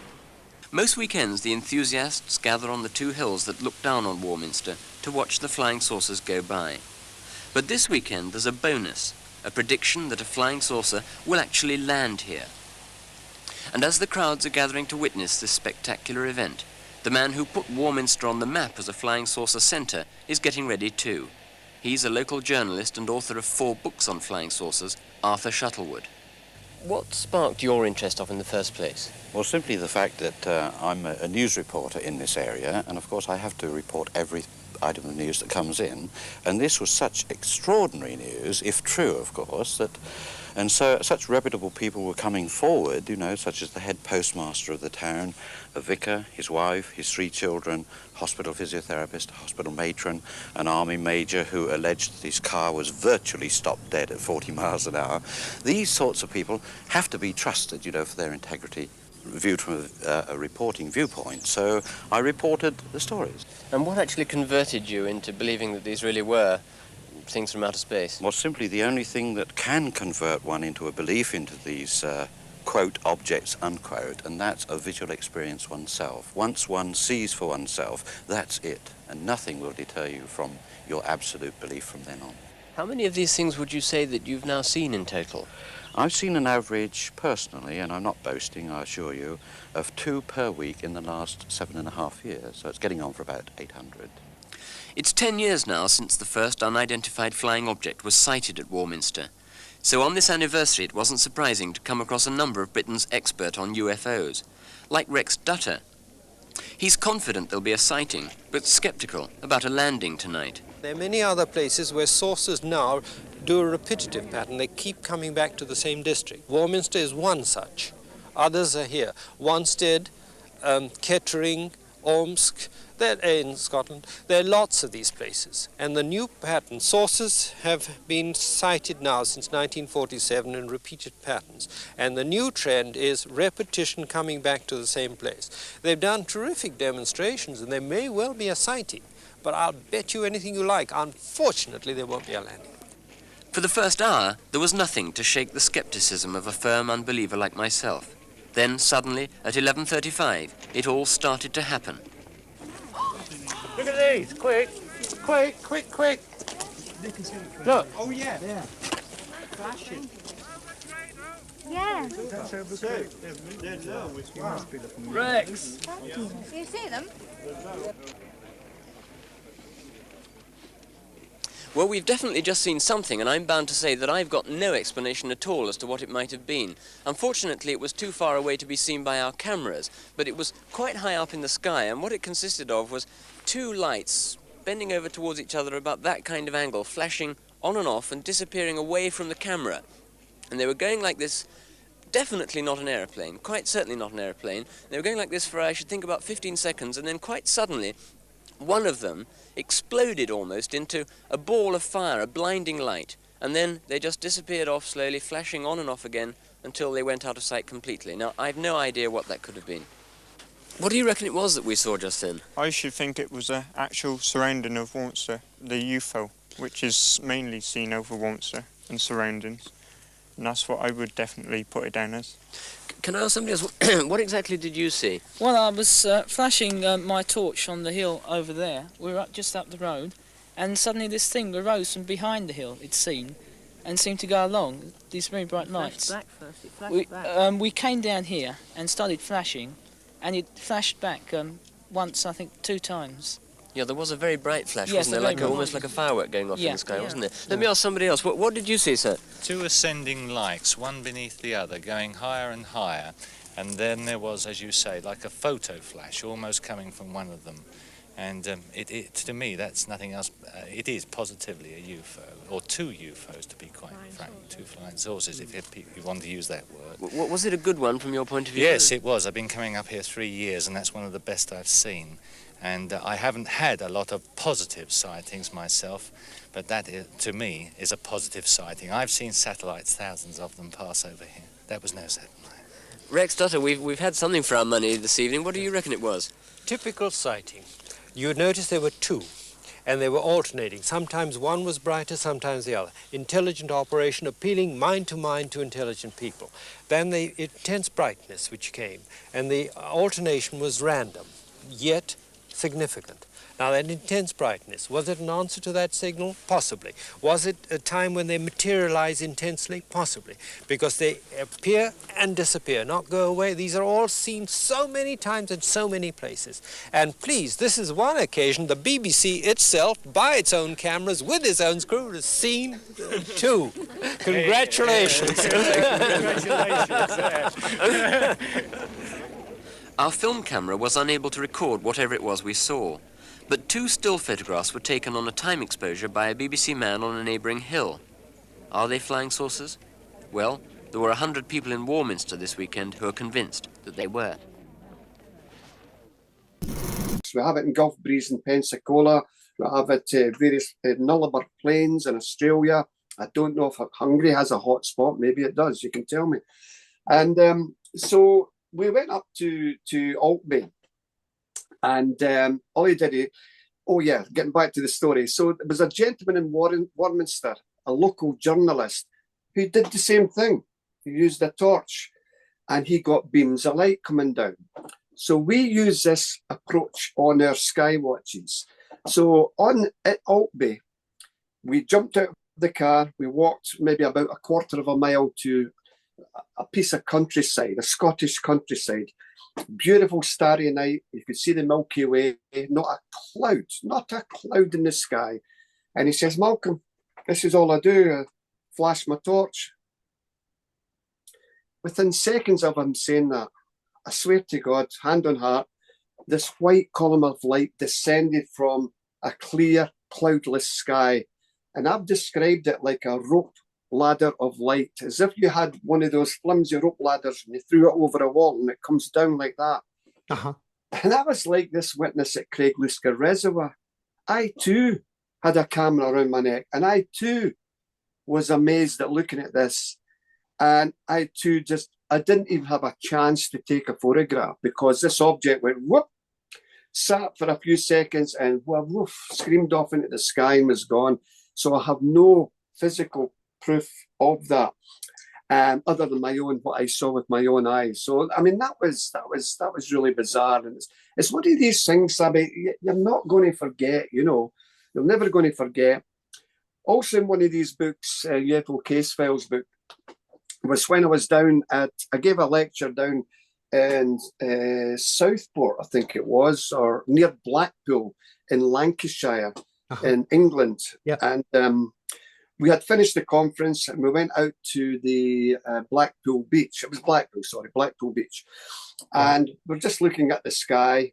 And Blackpool Airport was behind us, maybe about 800 yards behind us, but it was closed. There were no flights at night. So myself and my two colleagues were sitting looking out to the sky, lovely night, and then suddenly, God's sake, we saw this massive big ball of light low down. It was only about several hundred feet above the surface of the sea. And nobody spoke because we all knew this is weird. We never even said, what's that? We all knew what we're looking at. We just shut up and we watched it crossing the sky above our heads and moving away. And then we spoke. 3 ufologists looking at each other. Did you? Yes, I did see that. That wasn't it wasn't an aircraft. It wasn't a helicopter. And it's so good when you see these things yourself and you're tracking, what was it? And you know in your heart of hearts, that was a bloody UFO. That was a craft of goodness knows where. So it's great when you see these things yourself, it's just amazing. It's fantastic, absolutely brilliant, So I mean, I just had to put all these cases, and in the UFO Case Files book, I've broken up Scotland through Dumfries and Galloway, from the Midlothian, all the various locations in Scotland. So that we have a chapter on those locations, and one of the first cases was in 1947, the same year as the Roswell incident. We had a man from Scotland who was going to his work one morning, and this is bizarre. It is bizarre. And I'm not frightened or embarrassed to tell you these stories, because anybody watching might think, well, I don't believe that. But this man, he was a young man, 1947, going to his work. He looked up into the sky, and it was like, you used to get in Great Britain what's known as a bubble car. I don't know if you had them in Hungary.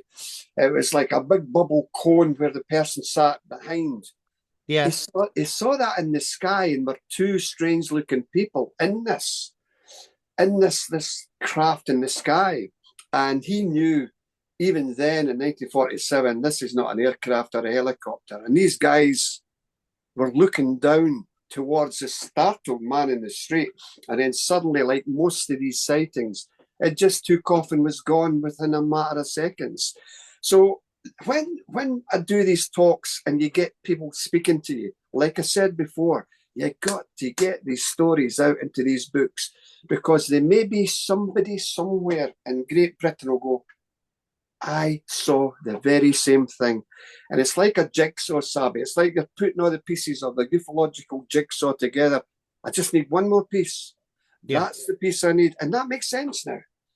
And this is what ufology can be, that it is like a jigsaw. But the main problem is the reason why.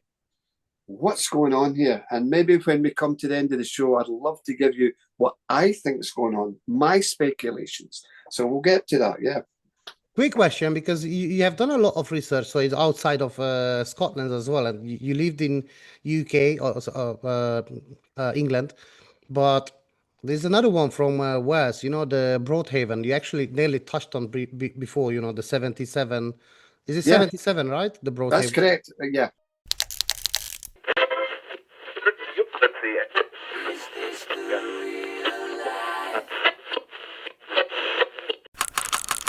Na most mit gondolsz erről a következő történetről? Egy vizsgálat indult egy állítással kapcsolatban, miszerint valami furcsa dolog érkezett az égből és leszállt a Walesy Broadhaven faluban, Haverford West közelében. Bármi is volt az, 3 alkalommal látták a helyi iskola diákjai, és most jelentéseiket a Brit Azonosítatlan Repülő Objektumok Kutatási Szövetsége vizsgálja. A gyerekek szerint az objektumnak nagy kupolája volt, szivar alakú volt és ezüst színben ragyogott. Hogy többet tudjak meg az esetről, épp most beszéltem telefonon az igazgatójukkal, Mr. Cleveland-nel. Tudom, hogy 16 gyerek látta. És szerinted mindannyian ugyanazt látták?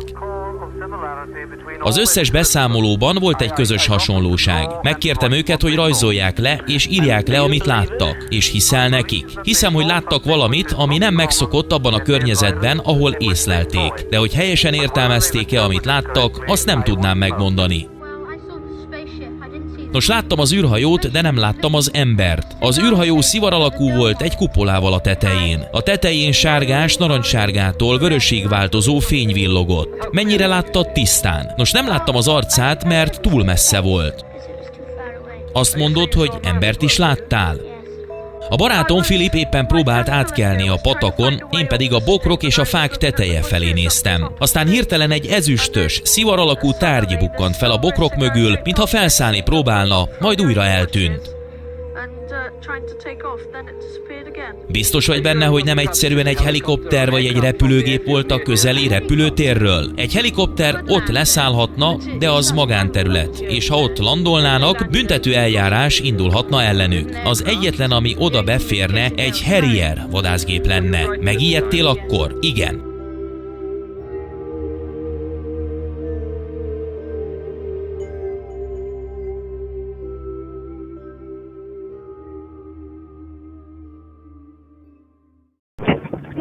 That's when it happened. Have yeah. you spoken to any of those witnesses or children were probably now grown up? So Yeah, I mean, I desperately wanted to try and interview Pauline Coombs, which I never got the chance. Cigar shape with the dome on top of that and a small red light on top of the dome. The scare really started exactly a year ago when Broadhaven school children saw a spaceship land near their playground. The spotters didn't spot anything as exciting, but they did hear of the strange goings-on at Ripperston Farm, Dale. Nice to see you again, Dave. Oh, you got your hands are cold, lad. Yeah, well, anyway, these people are interested in your experience. Yeah. Mrs. Coombs has seen things disappear into St. Bride's Bay and watched flying silver and orange balls pass her farm. And then after that came the silver-suited man, which was the most terrifying experience of it all. Where did he appear? In my window. But there were those people standing now. Excuse me. He was about 7 feet tall, and the width of the window, which is 3 feet wide, and he was there for about 2 hours. Worldwide, UFOs favour military and industrial complexes, but in the David Triangle, sewage farms are popular too. That's where Mark Marston was chased by a humanoid. This thing got at the hedge and it jumped over this gate, and I thought there was something wrong about it. Like no man could jump that gate. I wanted to speak to the children who would have grown up by now. Of course, I never got a chance. But I did interview Randall Jones Pugh, who wrote the David Enigma, and I think it's behind me somewhere. Yeah, let's see if we can get that book. Yeah, he wrote that book, Randall Jones Pugh, that with F.W. Holliday, about the Broadhaven sightings. And he says, Malcolm, there's clearly something unusual flitting about the skies of Wales. Now, later on, years later, he felt, the chap that wrote that book, he honestly felt that the UFOs were demonic. And he burned a lot of his research papers, etc., which I don't think they're demonic. I really don't. I just think we're dealing with something real here, but I don't think they were demonic. But he went that way. He felt it was just demonic, you know, and he burned all his research papers, which was crazy. Yeah. Yeah. I will look into that book because, yeah. Okay. He doesn't mention the the demonic angle in this book, because it was some years later he just renewed his or revamped his ideas of what was going on here, you know. And I remember I went to speak to another witness in Wales, and I knocked on his door, and he opened the door, and I says, "I'm Malcolm Robinson. You saw a UFO in 1977. Could you tell me all about it?" And he disappeared into his home, and he came back, and he had one of the books about the Welsh sightings, and he started reading his account out of a book to me. I went, "Just tell me it. Don't read your account, you know, just tell me your account." So I thought that was kind of strange. Then there was also a kind of a burned out crop circle that I was taken to as well. And I'll give you my views on crop circles later. And so I managed to talk to a number of witnesses down in Wales, and clearly something unusual was happening there. And there is an area called Stacks Rocks, which sits about several hundred yards off the coastline of Broadhaven. Mm-hmm. Pauline Coombs and Rosa Granville claim that the UFOs they saw were diving into the ocean near Stacks Rocks and coming out of the ocean at Stacks Rocks. They also claim to have seen tall humanoid figures walking about the rocks as well, which is quite bizarre. And most people should understand that the vast majority of UFO sightings have been seen entering and exiting the waters, the oceans of this planet, more so around the island of Puerto Rico. So it's kind of bizarre, yeah. 2021, yeah. 2021, okay. So yeah, can you just tell the story of this? And I'm going to show the other two because they're in a sequence. So the witnesses saw this object hovering in the air, and quickly were able to pull out their cameras to get these photos. So here's the first one. Amazingly enough, they captured 3 photos that clearly show an object going into the water. Here's the second one, and here's the third. Boom. Pretty cool. I'll back it up again. You can see the 3. One. It is pretty wild. And wow. So it does look very disc-like. It certainly doesn't look like any aircraft, and it goes right into the water.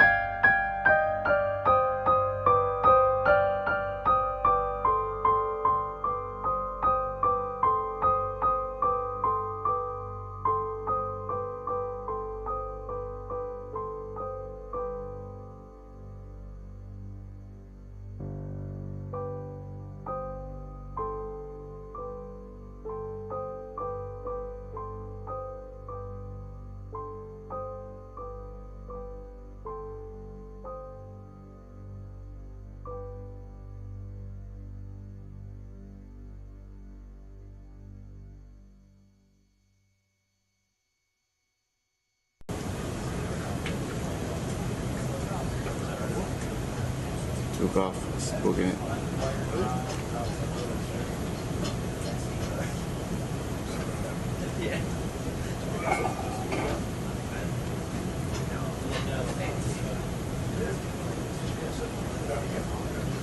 Break Omaha, Pickney Kid, Rocco Peralta pass ability to launch Hilo ASAP.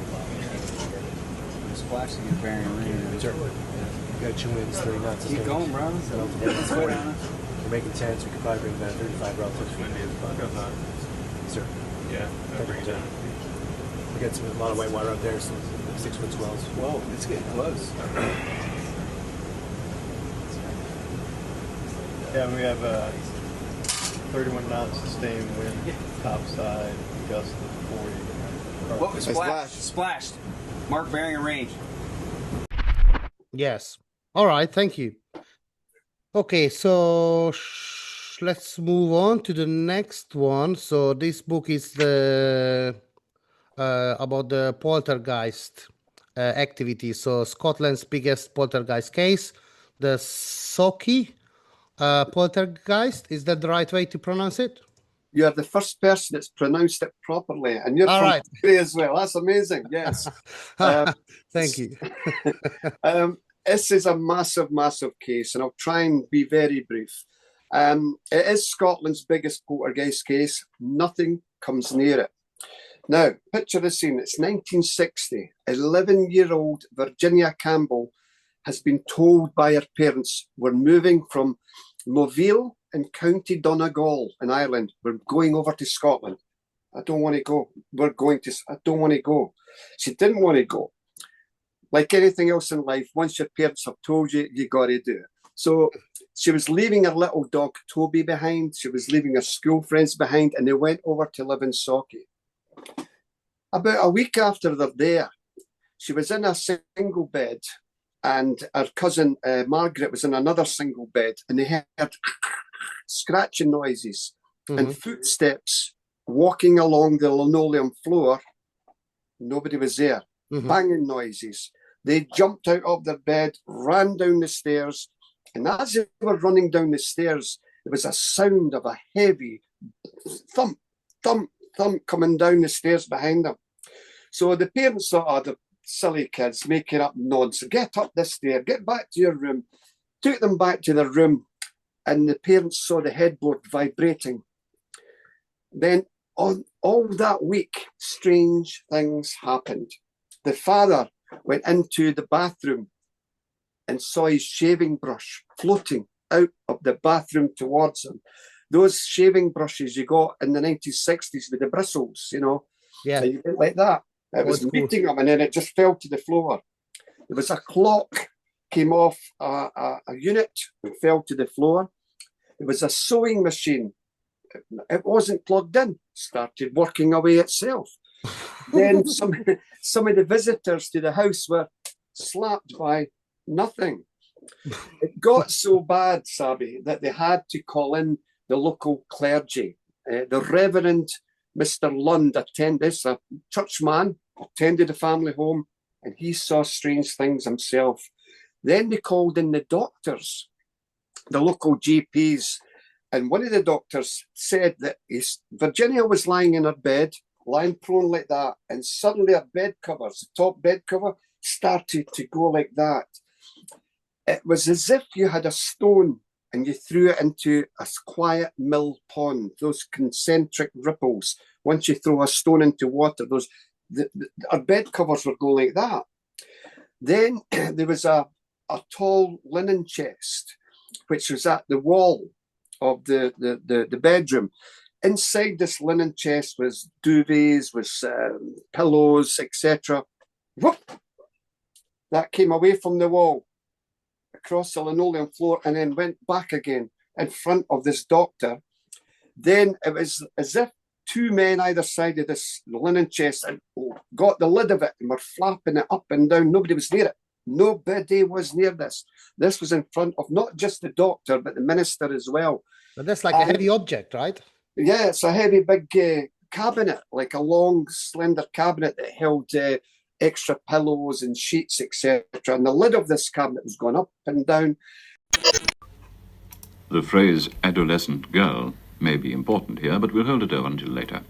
What we will not hold over any longer are actual tape recordings made in Virginia Campbell's bedroom during the course of the phenomena mentioned.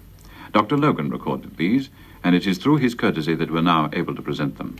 The commentary is his too. The first recording you're going to hear, or the first part of the recording, is that in which the knocking or tapping sound is heard.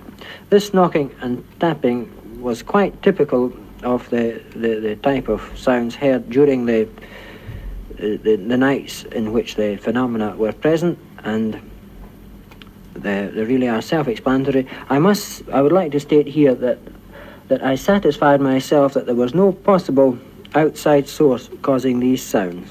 The microphone at this stage was just beside the bed of the child, standing on the linen basket, as a matter of fact, that features so prominently in many of the phenomena.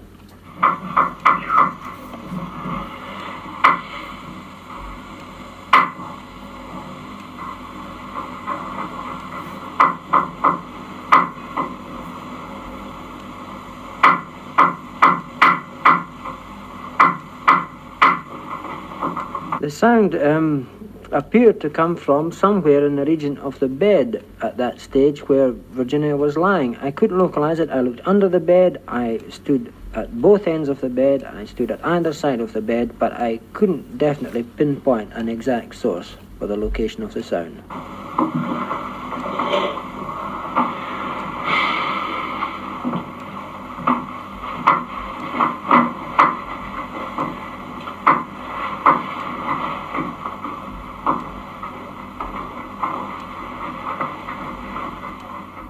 Sure there was nothing in the room, and I made sure as far as possible that the child was quite immobile and she had no part to play in the knocking. In fact, I'm quite convinced on that particular point the amount of noise produced would have had to been produced by the child by quite a great deal, I would say, of physical activity, and she was completely immobile. The next recording was made shortly after the service by the Church of Scotland ministers. The mother and father had been with the child for a time. They had gone out of the room for an instant when this present sequence of events took place.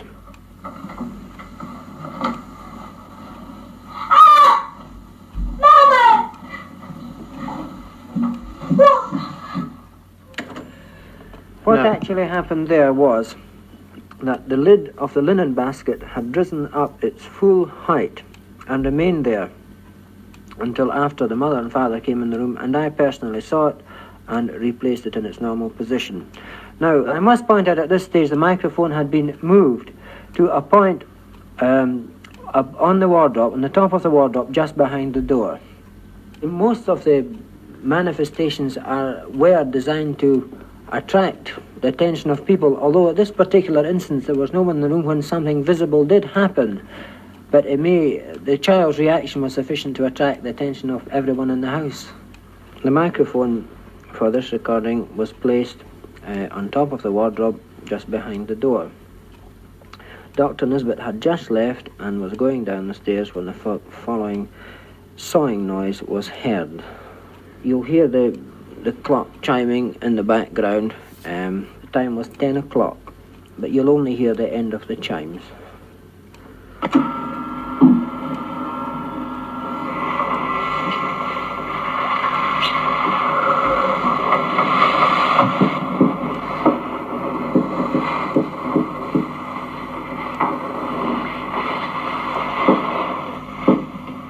Those are some knocking noises. They're different in quality from the ones previously recorded.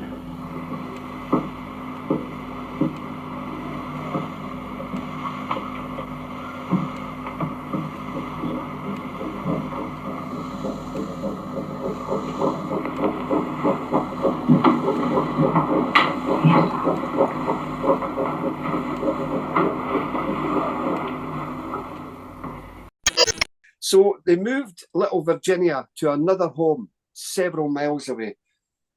Surely that'll help. It didn't, because all the things happened in this other family home.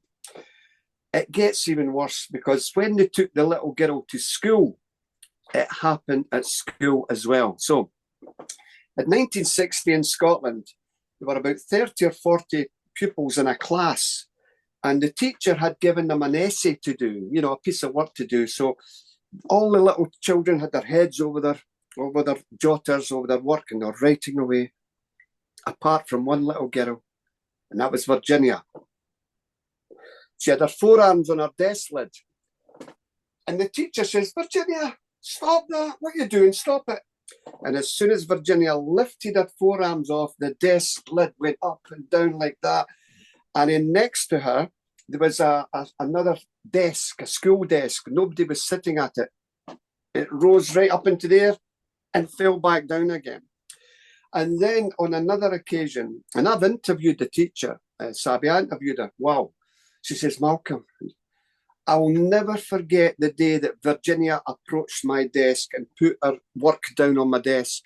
She says, in 1960, we used to point to the blackboard by this long cane, and it was lying flat on the desk. Yeah.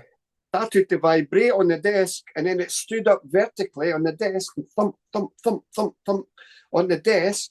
And she says, my desk, Malcolm, was a heavy, heavy wooden affair.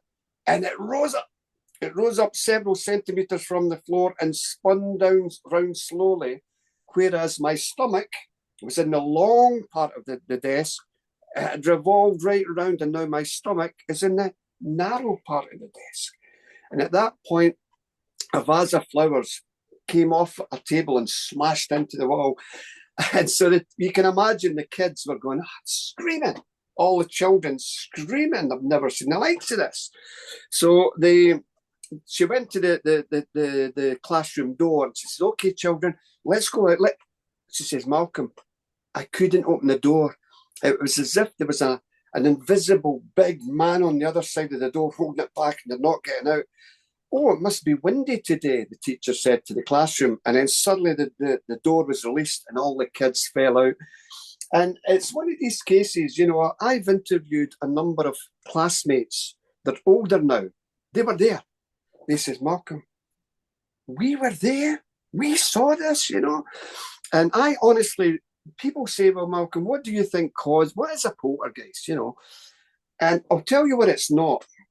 A poltergeist for me is not what other researchers say it is. And that's sexual energy coming from young boys and girls going through the change of life, going through puberty. Somehow that sexual energy, they say, externalizes and pushes objects over and knocks chairs over. I don't believe that. Yeah. And the reason why, if that was the case, we would have poltergeists in every house in Great Britain and in Hungary, with all the kids, the troubles people are going through in Hungary and Great Britain. You would have a poltergeist in every house. I don't think it's that. I honestly believe it was something bad that had followed her from Ireland over to Scotland. And in my research, Sabi, I found out that house, when they left, when that family, Irish family, moved to England, other people occupied it. They too, some of them, they too experienced strange things. And also, in that same street, 3 other houses have poltergeist effects. And it just, I mean... Sorry. The 3 other houses is the neighbors? Yes, correct, yes. Okay. And on the same side of the street. Yeah. And I mean, we checked what was on the ground before the houses were built, and it was just farmland, fields. There were no burial plots or anything like that. Yeah. Nothing major, you know. And it's a wonderful case, very, very frightening from young Virginia. Now, I did find out, and this is a long story, I'll make it brief. I did find out that when she moved to England, the poltergeist followed her as well. But that's another story, yeah. Yeah, I was going to say about this, because I know that most researchers just say, yeah, it's a poltergeist activity. But, you know, there is another similar activity, if we can call it the hitchhiker effect. Oh, yes, yes. And that's, I'm just wondering if, like, you know, there might be some connection that, you know, because you said that they moved. So, you know, in the hitchhiker effect, that it's quite common that, you know, the thing is like it's following. And in you know, in the hitchhiker effect, there is very common these things objects are moving in the house, or the neighbors start to have this similar experiences. They see weird creatures, or again, poltergeist or ghost activities in the house or outside the house, and that it's kind of like an illness, you know, going from one person to another. So I don't know if there is. Do you think it's something? I mean, it's probably part of the same phenomena, but No, yeah. I think you're absolutely correct what you're saying there. You call it the hitchhiker effect. Other people would call it contagion. And that's like some of the phenomena seems to follow people to different locations, and also researchers. I remember I was dealing with a haunted house one time where a lot of strange things was happening. And about 3 or 4 in the morning, I finally got back to my own house, and I was exhausted, and I sat down, and then suddenly the bang, bang, big noises coming from behind me, and there's nothing behind me. You know, it's just like there's no other houses there. And so I think genuinely something had followed me home, you know, and it can be quite scary sometimes. You know? Yeah, I wasn't really believing in any of this stuff for a long time either, but yeah, you just hear these cases and again, and I know one lady from Hungary. I'm not gonna say her name. Probably she wouldn't want me to, but like what you said, that you know, this sexual power, whatever. She's super calm, but she has seen ghosts like since childhood. Yeah. Yeah. So it's not that sexual energy or anything like that. But yeah, back to this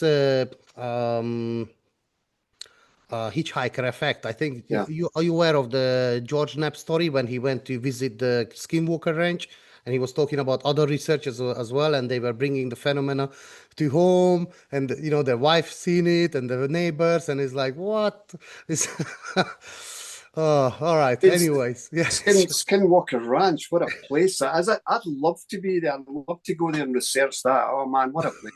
Fantastic. I don't know. I'm a little bit scared, to be honest. Like what I've heard so far, I'm like, I don't know if I want to bring that phenomena home, you know, with myself, or, you know, what the family and the neighbors would say about it. You know, we say to ourselves in that context, we say to ourselves, we're all ready for the truth. We want to know what's going on. And we're thinking of that in the context of UFOs. Flying saucers are here from other planets. And I remember the first time I interviewed Dr. Jacques Vallée, he had said, I'm going to be really disappointed if the ultimate answer to the UFO mystery is merely ETs coming here from other planets to visit us occasionally. Because the evidence suggests otherwise. The evidence suggests we're in the middle of some other intelligence, whether that's dimensional, or it's an ultra-terrestrial or crypto-terrestrial or whatever you want to call it. The idea is that we live among them. They're here, they can interject themselves into our reality at will, and there's nothing we can do about it. Now, people may be ready for truth about flying saucers, that they're ETs from other planets, but I am, after dealing with the ranch for more than 20 years, I'm not sure we're ready for this other discussion of reality. The idea that there is another intelligence that sees everything, it knows what you think, it knows what you're going to do beforehand, it sees you when you're sleeping, when you're in the shower. People would freak out, I think. I think the general public, this audience excluded, I guess you're a general public once in a while, but I think people who are here or curious enough to hear this could handle it, but I think large swaths of the population would have trouble with it. What's on the ranch doesn't stay on the ranch. It follows people. The agents who were part of the study conducted for the DIA, who were on the property, all had experiences. And it seemed like people who brought guns on the property, the tough folks, commando types, who these were, they all had experiences there, and it followed them home. And it's 7 or 8 years later, it's still messing with them now. And it shows itself to family members, scares the hell out of people. Creatures appear, stuff flies around the room, wine bottles break on the wall, that kind of stuff has happened to them and is ongoing. And it happened to the Gormans when they moved out of the area. They moved to Idaho, and it followed them for a while too. So it's it's not to be trifled with. I know we're sitting here talking about it and it's kind of fun, but it's spooky and it's weird and we don't know what its priorities or goals are. We can only guess. All right. Okay. Well, thank you for that. Any other juicy story on this the Saki incident? Other than the fact that eventually, after about 5 or 6 months, they eventually settled down prior to her going to England, where it happened again. And she actually gave a name to her poltergeist. She called it Wee Shuggy. Wee Shuggy. That's what she called it. It's a Scottish terminology thing. And but yeah, and I gave a talk in Socky. That's where I come from. I live in Socky. And I gave a talk on the anniversary of that case, and we had one of the pupils, the formal pupils, who was in her class. And I says, "Come to the stage, tell the audience all about it. Never mind about me. Here's the man that was there. You tell the audience." And he just mesmerized everybody with what he saw, you know. I mean, I love the paranormal. It plays a big, big, big part in my life, Savvy. I mean, I could be telling you story after story about the things I saw in the paranormal world. Maybe that's another show. Yeah. All right. Thank you very much. Okay, so there are some of your other books maybe we can just talk about. So next one, the A70 UFO incident. Scotland's first officially reported abduction. Can you summarize it? And, you know, just. Well, I'm very proud of that book because, I mean, I dare say they are abduction stories. That's the one. Thank you very much for buying that. They are stories of abductions worldwide, more so coming from America. But Scotland, as far as I know, has never truly had an abduction case like this until I met these two men, Gary Wood and Colin Wright. Big story. I'll try and be brief with this one. But these men had no interest in UFOs. They were aware of it, like we all are on television and the newspapers, but they didn't study it or anything. Their lives all changed on an evening in 1992. They were travelling from Edinburgh, the capital city of Scotland, in their car, and they had left Edinburgh. And as the road traverses out of Edinburgh, it's all farmland, fields, cows and sheep, quietness, solitude, a little farmhouse. It's away from the city. It's now in the sticks. It's now in the farmland.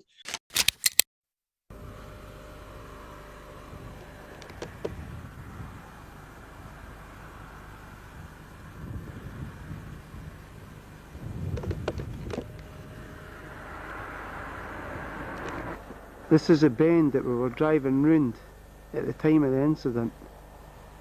It's a blind bend. And it's got a hill at the side to block any view.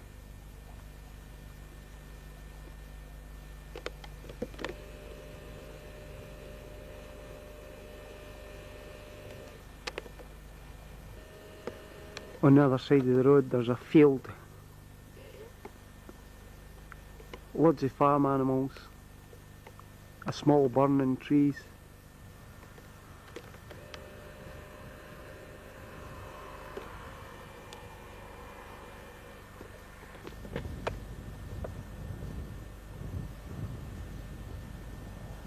This is me just coming to the top of the bend where there's still no real visible. This is me actually on the bend.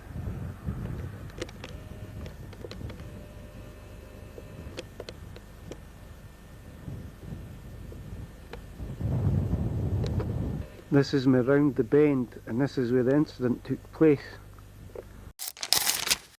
And they're driving down this road, talking amongst themselves, and as they approached a blind bend in the road, it curved to the left. There's this shiny, two-tiered, jet black object hovering about 30, 40 feet above the surface of the road, above this blind bend. Now, this road, as I say, it's not a big road. It's not a major road. There hardly any traffic goes down it, Savvy. And they went, well, what is that? They knew. like most people in a close proximity UFO sighting, they knew, whoa, this is not an aircraft or a helicopter. What do? Do we stop the car and go back? Because they were going to visit people in a small village called Tarbrax. Mm-hmm. And no, we're not going back. So I've said this before. If you can imagine my hand here is a UFO, this is a car. As the car was directly underneath this hovering object, this object emitted a silver, shimmering curtain of mist, descended and hit the top roof of the car. And as that effect hit the car, both men were enveloped in total and inky blackness. They couldn't see their hands in front of themselves. They couldn't see the dashboard of the car. They couldn't see each other. Are we dead? What's happened here? Seconds later, or what appeared to be seconds later, thank God they regained their sight. The car is on the other side of the road, that they pull the steering wheel onto the left-hand side of the road, where we drive here in the UK, and they didn't stop. They just drove to their destination, and they knocked on the occupant's door who they were going to see.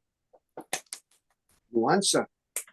Eventually, a window opened up, and the lady who they were going to see, she goes, "What time do you call this, Gary?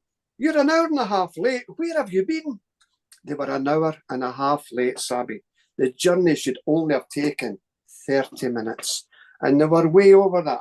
So they proceeded to tell the occupants of the house about a strange craft, and of course they got laughed at. As most people do, they got laughed at, you know. That night, and a few nights thereafter, they had strange dreams of these small grey beings, 3.5, 4 feet tall, pear-shaped heads, black inky almond-shaped eyes, bluey grey skin, and coming in and out of their dream world. And then they found scars on their body that previously were not there, fresh scars. How did they get there? They said to themselves. And then he went, Gary, who was the driver of the car, he said to himself, surely that's not one of these crazy UFO stories. But what if it is? Who do you go to? Who do you turn to? Do you go to the police? Do you go to the Prime Minister? Who do you tell? So he went to his local library, and in the UFO and paranormal section, he found a book by Jenny Randalls. It contained my address as the only Scottish society dealing with this. Quickly phoned me, and I invited both men to my home. And I listened to the story, and I filmed their story on videotape. And I said to the men, would you be interested to go through hypnotic regression just to see if perhaps something else may have happened that night? And both men said, Malcolm, please, we'll do anything. We need to know what happened. Our wives do not believe us. Our workmates do not believe us. Nobody believes us. If hypnosis can do this, then fine. But I also said, look, hypnosis is not the best of tools to retrieve hidden subconscious memory. You may have what's something known as false memory. It will unleash or lift the sluice gates of the mind, and a whole lot of recall may come out, some of which may be true, some of which may not be true. And you still want to do it? Yes, absolutely we do. Yep. So we took them back to that August evening in 1992 when this event transpired. What I've told you was the conscious recall. 2-tier, black disc-shaped object, heavy silver shimmering effect. Poof. That's only the conscious recall. Yeah. What I'm about to tell you is the hypnotic recall. The effect hit the car. Both men then saw several small grey creatures coming towards their vehicle, taking them out of the car. Now, with this case, Savvy, there's consistencies and inconsistencies, similarities and differences with other worldwide European cases, of which I'll explain. One of the bizarre differences was that Gary was placed on a floating stretcher. Nobody was holding the stretcher. The beings were there, but nobody was holding it, and they were taken towards this object. Both men were stripped naked, completely naked. Gary found himself on a flat raised table. He says, Malcolm, I couldn't move. I couldn't move a muscle. He said, I desperately wanted to punch one of these little grey guys, but I couldn't. I could only move my eyes. And these two creatures are going around this table, one of which was holding like a pendulum device, a glowing triangular orange pulsating pendulum. And he moved it up and down Gary's body. And Gary says, Malcolm, it felt like a big hand was inside my stomach and pulling all my entrails about. It was horrible. It was terrible. And then I saw a disc, a circular disc about 2 feet above me, twisting and turning. I don't know what that was about. This thing, I couldn't take my eyes off it. And then he said he saw this like a can-shaped device. So if you can imagine just a can of peas or something, only about 2 feet tall, you know. It came up from the floor towards his head, and a lever on this device rose up like this, like 2 red LED lights, and it spun round his head. What was the purpose of that? Was it some form of medical device? We don't know, you know. Yeah. And he also saw, and I'm just quickly going through some of his recall and hypnosis, he also saw what appeared to be like a pool of liquid gel bubbling up on the floor of this object, and coming out of this was a small grey being. Now, in Gary's drawings, which I can send you for the programme if need be, yes, in one of Gary's drawings, this being didn't have a flat chest. It had like ribs. I says, is that ribs you've drawn there, Gary? I don't think so. I think it's possibly heavy folds of skin. I went, okay. Now, some of the other creatures in these drawings had, instead of the pear-shaped heads, some of these beings had like a heart-shaped head or an indentation in the top of their heads as well. He also saw these, what's known as, Whitley Strieber describes them as the brown beings. Mm-hmm. Brown beings with kind of heavy folds of skin as well. They saw them. Yeah. Colin, his partner, who was in the car, he was somewhere else. They were not together on board. Well, they were together, but in different rooms. Yeah. Colin found himself encased in this tube, this glass or perspex tube. He was sitting down. He was naked. He couldn't move as well, only his eyes. And he says, Colin said to me, Malcolm, to the left and to the right was other naked males and females encased in these tubes. I should also mention the fact that Gary said, he started to tell me, you know, when you're interviewing somebody, they don't want to, no, tell me. Talk to me, Guy, talk to me. No, I can't tell you, Malcolm. You'll think I'm crazy. I says, Gary, I've heard a lot of stuff. Please continue. Yeah. So he's lying on this table, and down to the left, he remembers seeing a naked female, about 14 or 15, 16 years of age, and she had her knees up under her chin, and she had her forearms around her knees, and she gently turned round and looked in Gary's direction. And Gary said she had tears running down her face. And Gary said she looked so forlorn, so sad, so despondent. And he says, I'll never, ever forget that young girl's face, never forget it. Now, both men obviously were returned after that experience. Gary passed a BBC lie detector test. He's had a number of incidences that's happened to him afterwards, which I'll come to in a moment. But I'd like to tell you and your viewers that Gary's wife at the time, they're no longer together, she didn't believe him. Thought he was making it all up.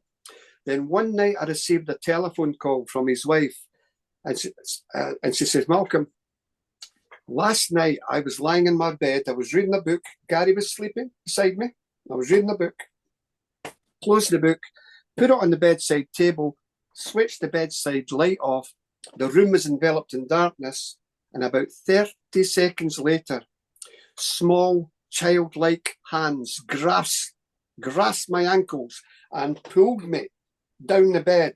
Whereas my head was on the pillow, it's now down the bed. And I looked and I saw in the kind of twilight, your eyes got accustomed to the darkness, 3 small grey beings who released my ankles and just went through the wall like butter, melted through the... Scotland has reported unprecedented numbers of sightings of flying saucers, lights in the sky, and now abductions. With me is Malcolm Robinson, one of the country's foremost paranormal researchers, and Gary Wood, who believes he was himself abducted. Now, Gary, tell me, what happened? Well, me and my friend Colin Wright, we were travelling, heading towards a place called Tarbracks from Oxgangs to there. It's a half-hour drive. I was looking at this object just floating about 20 feet above the road. How big was this object? Well, I measured the road afterwards. The road was 22 feet wide. The object must have been about 30 odd feet wide. So it was huge? It was fairly big in size. When seeing the object, in my mind, it didn't conform to any like helicopter or any vehicle I've seen before. It was just a craft of some sort, and then for some reason I just got really frightened, really scared. Not surprised. And what happened? As I went underneath the object, the craft emitted like a shimmering curtain, like a beam of some light, and then everything went black. And I wasn't in the car, I couldn't see Colin, I'm standing up, I'm looking about in like just blackness, looking about.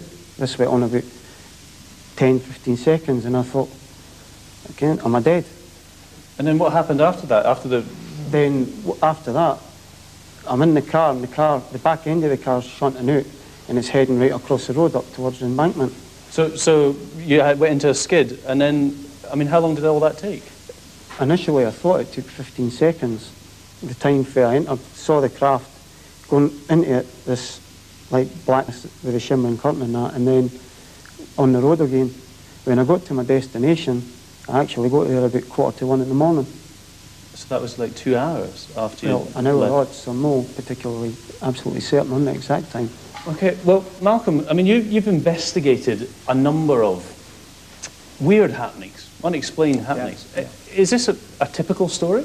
It's fairly typical of UFO research and encounters of this nature worldwide.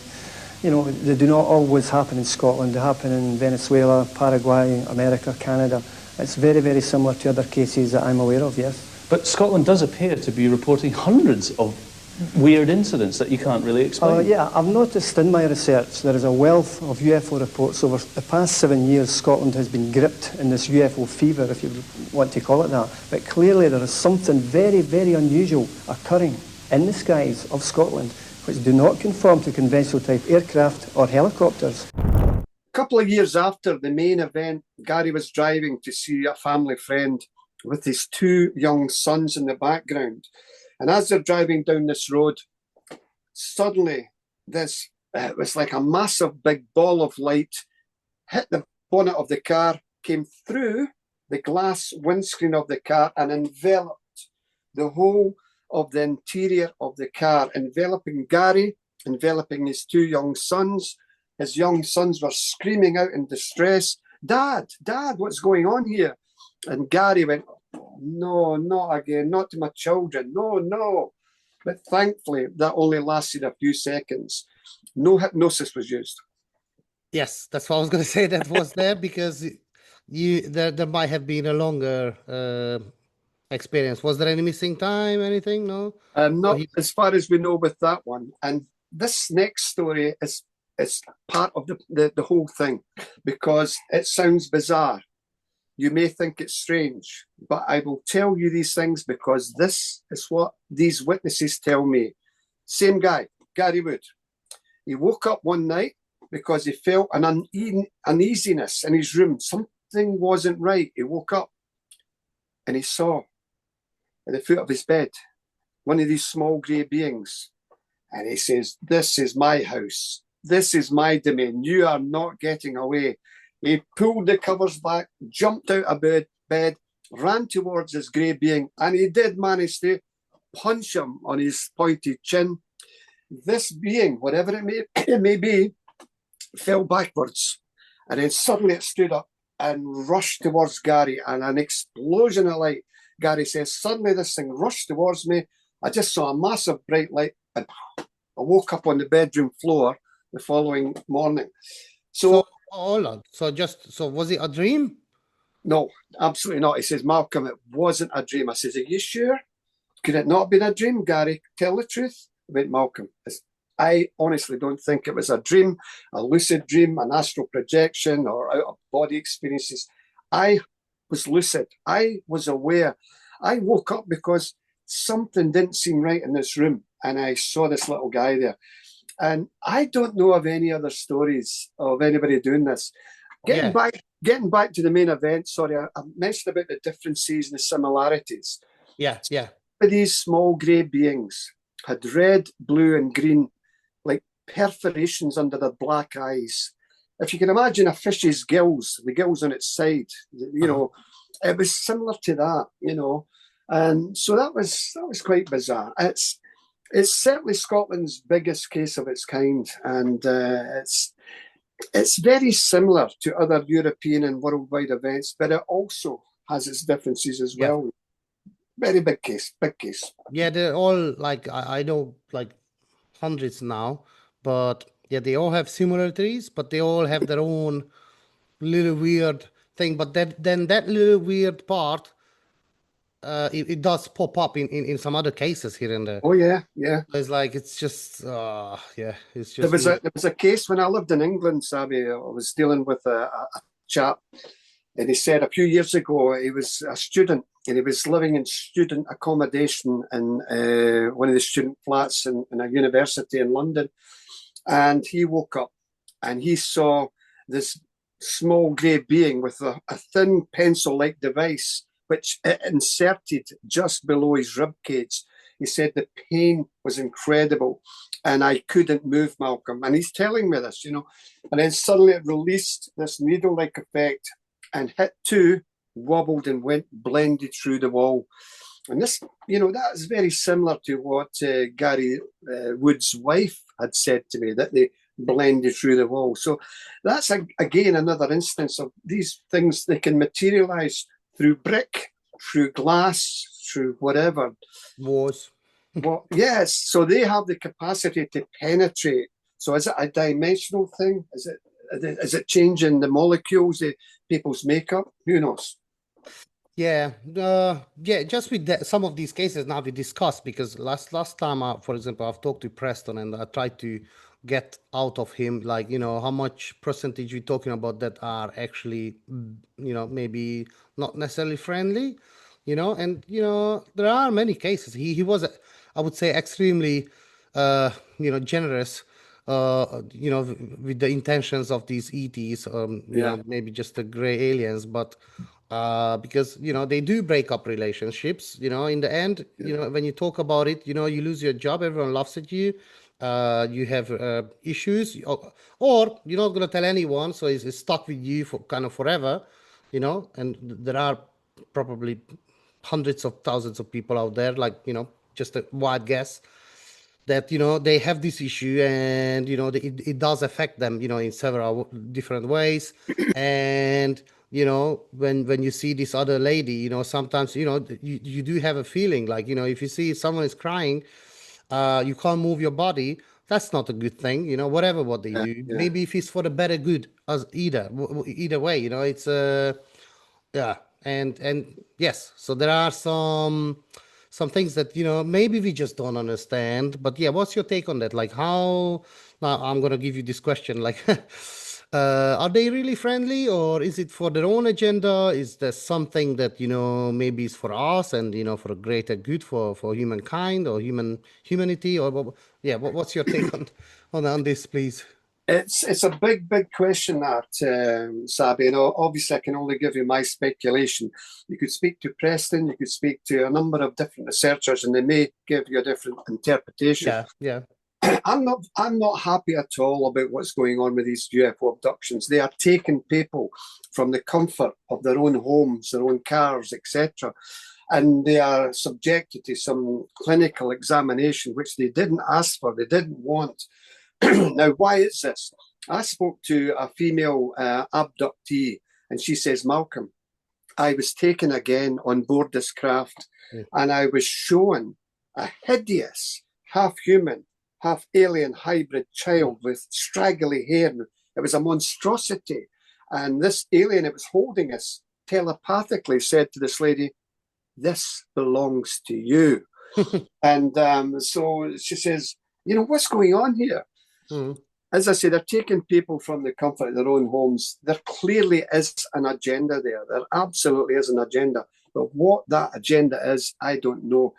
I've often said that perhaps we, you, humankind, are some form of experiment. Maybe you and I and the population of this planet are but in a planetary zoo. In other words, they seeded us here. Maybe it's nothing to do with Darwin. Maybe it's nothing to do with the origin of the species crawling out of the primordial soup from little insects to Cro-Magnon man, the Thandro man, to humankind today. I think maybe we are that experiment. Maybe they're genetically manipulating us. But if so, why is it taking so long? They have been doing these abduction experiments for nigh on 50, 60, 70, even more years. Surely they've got enough genetic information, sperm and ova from males and females. If it is to repopulate a dying planet or a genetic experiment, surely they've got enough of that now. I think we're nothing to them, I think. You know, it's like if you lift a stone in your garden and these little insects have never seen daylight in their lives, are going, what's going on here? That suddenly there's sunlight penetrating into the darkness. We are truly insignificant to them, and but only in a application for our genetics. I'll give you a story. You check Google, check your UFO research. There was an Australian lady by the name of Maureen Puddy. And she said that she had been seeing UFOs on a regular basis in Australia, and she was abducted. So to prove the point, she got these two Australian researchers, and they jumped in the car with her, and they went to this place somewhere. And Mary went to the researchers. They'll be here. They're coming here shortly. They will be here shortly. Then suddenly she said, they're here now. So she's in the front in the driving seat. The two researchers are in the back. They're here. They're taking me. They're taking me now. She never went anywhere, but she claimed she had been taken. So could it be that they may, and this is speculation, could it be that they just took the spiritual body of Mary Puddy, the etheric body of Mary Puddy, the astral body of Mary Puddy? Mm-hmm. So they took the essence of her for the abductions and left the physical part down in that car. Speculation on my part, Sabi. But I just wished, I'm sure you do as well, to have this answer. You know, we could extend your question. MELABS, is it a case of the American military machine working in cahoots? Right, you give us the information, we'll allow you to take our citizens of the United States. Some abductees have claimed to have seen not only grey aliens, but also military personnel in underground bunkers, etc. And that's quite worrying as well. Yeah. If that's true, and I've no reason to disbelieve it, then it seems it's even a more shadier aspect of world ufology. I don't honestly believe that the presidents of this world truly know what's going on. I think there's a division or a department, a wee secret door somewhere where they've got the true answers above the presidents and that. But they're not denying that under the Freedom of Information Act passed several years ago in America, many pre-classified governmental documents from the FBI, CIA, the NSA clearly showed that these guys were looking into the UFO subject. Yeah. And here in the United Kingdom, the very same is applied. I have been down to 10 Downing Street with Councillor Billy Buchanan on numerous occasions to see Gordon Brown, who was former Prime Minister, John Major, former Prime Minister, Rishi Sunak, and David Cameron, handing over petitions from the Scottish people demanding a governmental inquiry into the UFO sightings in Scotland. It fell on deaf ears. It never, ever went anywhere. All we got, Sabi, was as these objects do not constitute a threat to the defence of the United Kingdom, the British government will not seek to open up any government inquiries. Is that because they're already working with them? Speculation, who knows? Yeah. So back to this, like you know, I've been looking into this topic. Maybe obviously it's not as long as you did, but there was something that really, I don't know if it made me sad, really made me think. But you know, this Tom DeLonge and the whole TTSA, group, whatever. Now they're all changing, but Tom was talking about it that his advisors, and there are some, his advisors like Wright-Patterson Air Force Base, and from Lockheed Martin and DoD and whatever. It's just for more like for a Hungarian audience, basically. But he was saying that they have been speculating that we might be their properties. So it's like I heard this long time ago, and it just went next to my ear. But then I was thinking, what if that's somewhere? And basically, it continues that, and the government knows this, that it might be the fact. That's why part of this secrecy, that instead of telling everyone that yes, we might be their properties, or we can call it like a zoo, this but Earth, but instead of telling everyone the truth, because this might be the truth according to them, instead they just say no, it's all nonsense.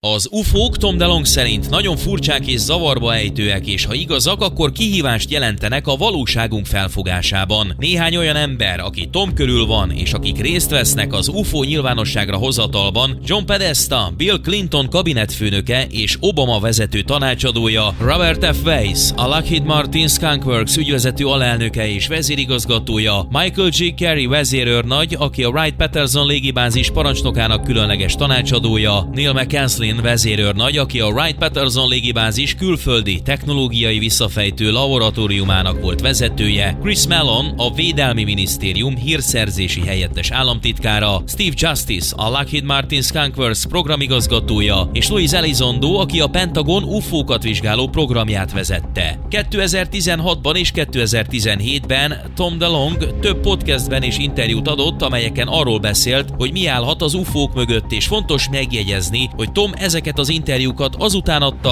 hogy összegyűjtötte tanácsadóit és megismerte azok véleményét az UFO jelenséggel kapcsolatban. Fontos megjegyezni azt is, hogy miután Tom radikális és zavaró gondolatokat osztott meg az interjúk során, egyik említett férfi sem próbálta eltávolítani magát Tom DeLonge-tól, kivéve Louis Elizondót. Tom többet tett az UFO-k témájának előmozdításáért, mint szinte bárki más, így komolyan kell venni azokat a dolgokat, amiket az UFO jelenségről mond. Tom DeLonge azt állítja, hogy az univerzum tele van élettel. Különböző intelligenciák léteznek különböző szinteken, sok különböző bolygón. Különböző intelligens életformák csoportjai érdeklődnek a Föld és az emberek iránt. Tom azt mondja, hogy tanácsadói nem idegeneknek nevezik az UFO jelenséget, hanem the others, magyarul a többieknek. A többiek már a kezdetek óta jelen vannak ezen a bolygón, és mind földön kívüli, mind interdimenzionális aspektusokat tartalmaznak. Ott vannak az óceánjainkban, ott vannak a holdunkon, és talán bizonyos helyeken a föld alatt is. Úgy vélik, hogy ezek az entitások genetikailag módosították a bolygónkon élő primitív lényeket, hogy létrehozzák az embereket, és talán mi vagyunk az ő tulajdonuk. Tom tanácsadói szerint ezek a lények szorványos kapcsolatba lépnek az emberiséggel, és valamilyen okból a többiek érdeklődnek afelől, hogy háborúkat robbantsanak ki az emberek különböző csoportjai között. Az indoklás ismeretlen, de egyes kormányzati személyek szerint ezek a lények a negatív energiát táplálják, amelyet az emberi szenvedés generál, még mások úgy vélik, hogy egyszerűen szórakozásból provokálnak konfliktusokat.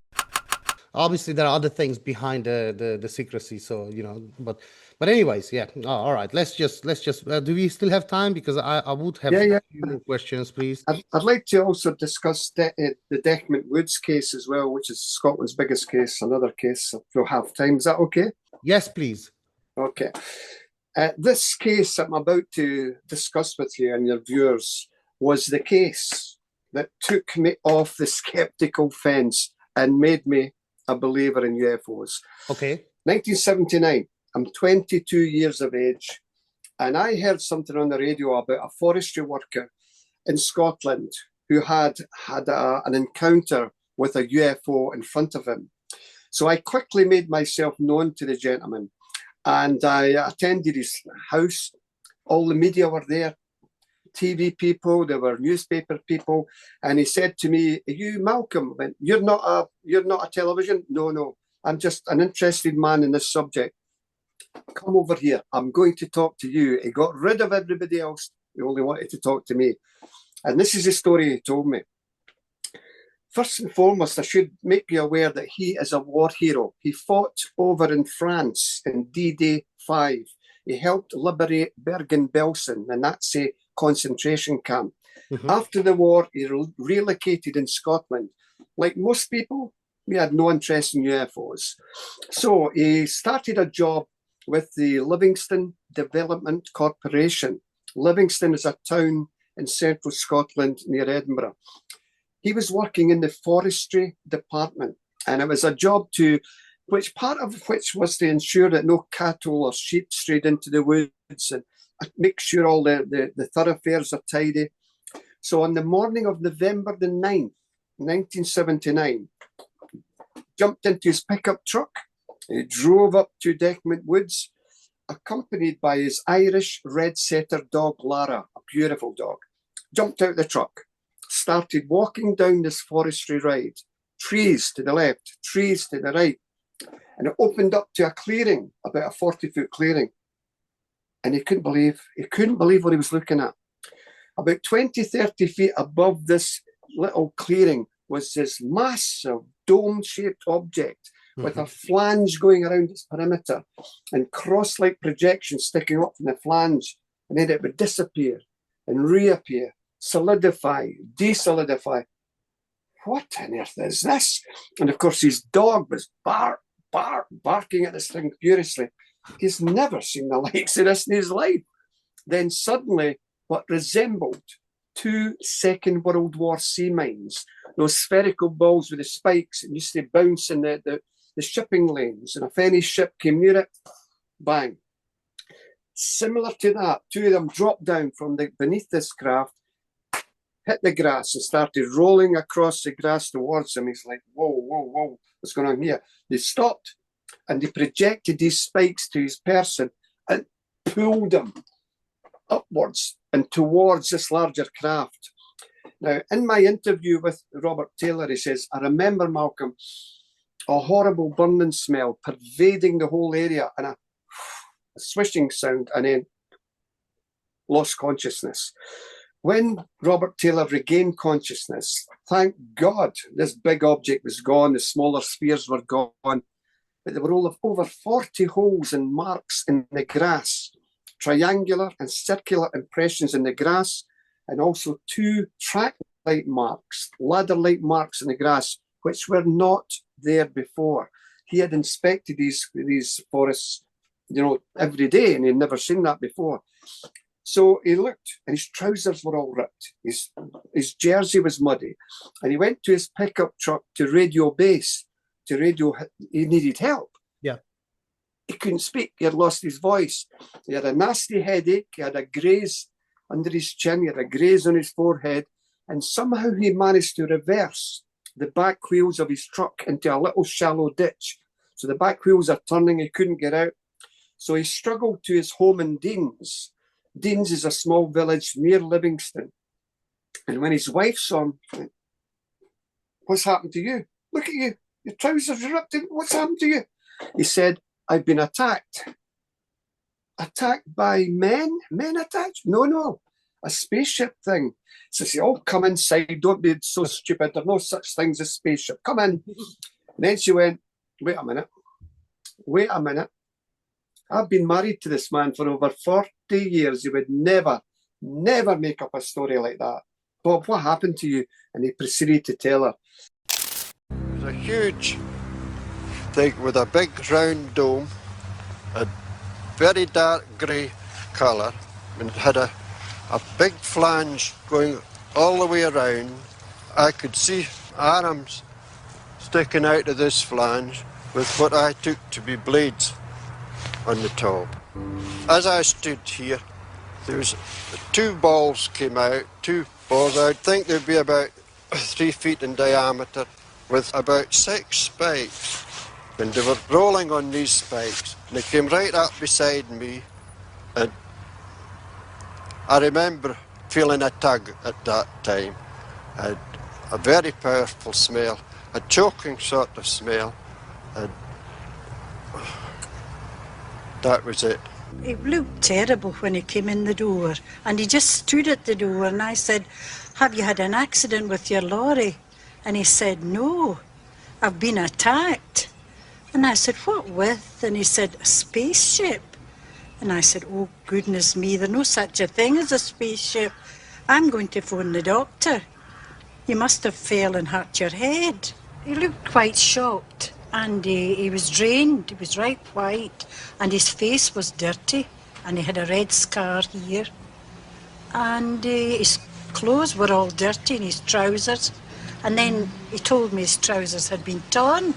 On examining the area, I found 2 track marks and approximately 40 holes in the ground. And these are the track marks here, and these are the 40 holes. Since then, I've photographed the holes. This is a photograph of the hole here. This is the holes that measured approximately 3.5 inches. And this other photograph here, you can actually see the tread marks which correspond to the marks here. These markings and tracks were actually inside this area here that's fenced off. And there was definitely no other tracks leading to or from this area. These are the trousers worn by Mr. Taylor. As you can see, they're of fairly heavy material. We have a tear on the left, just below the pocket, and one on the right trouser leg, again just below the pocket. These marks are consistent with the material having been pulled up while the trousers were being worn. We must accept the story of Mr. Taylor. He is a very highly respected member of the community, a man of high integrity, and not one likely to invent such a story. Well, I'm pretty certain that day that I saw a spaceship sitting here.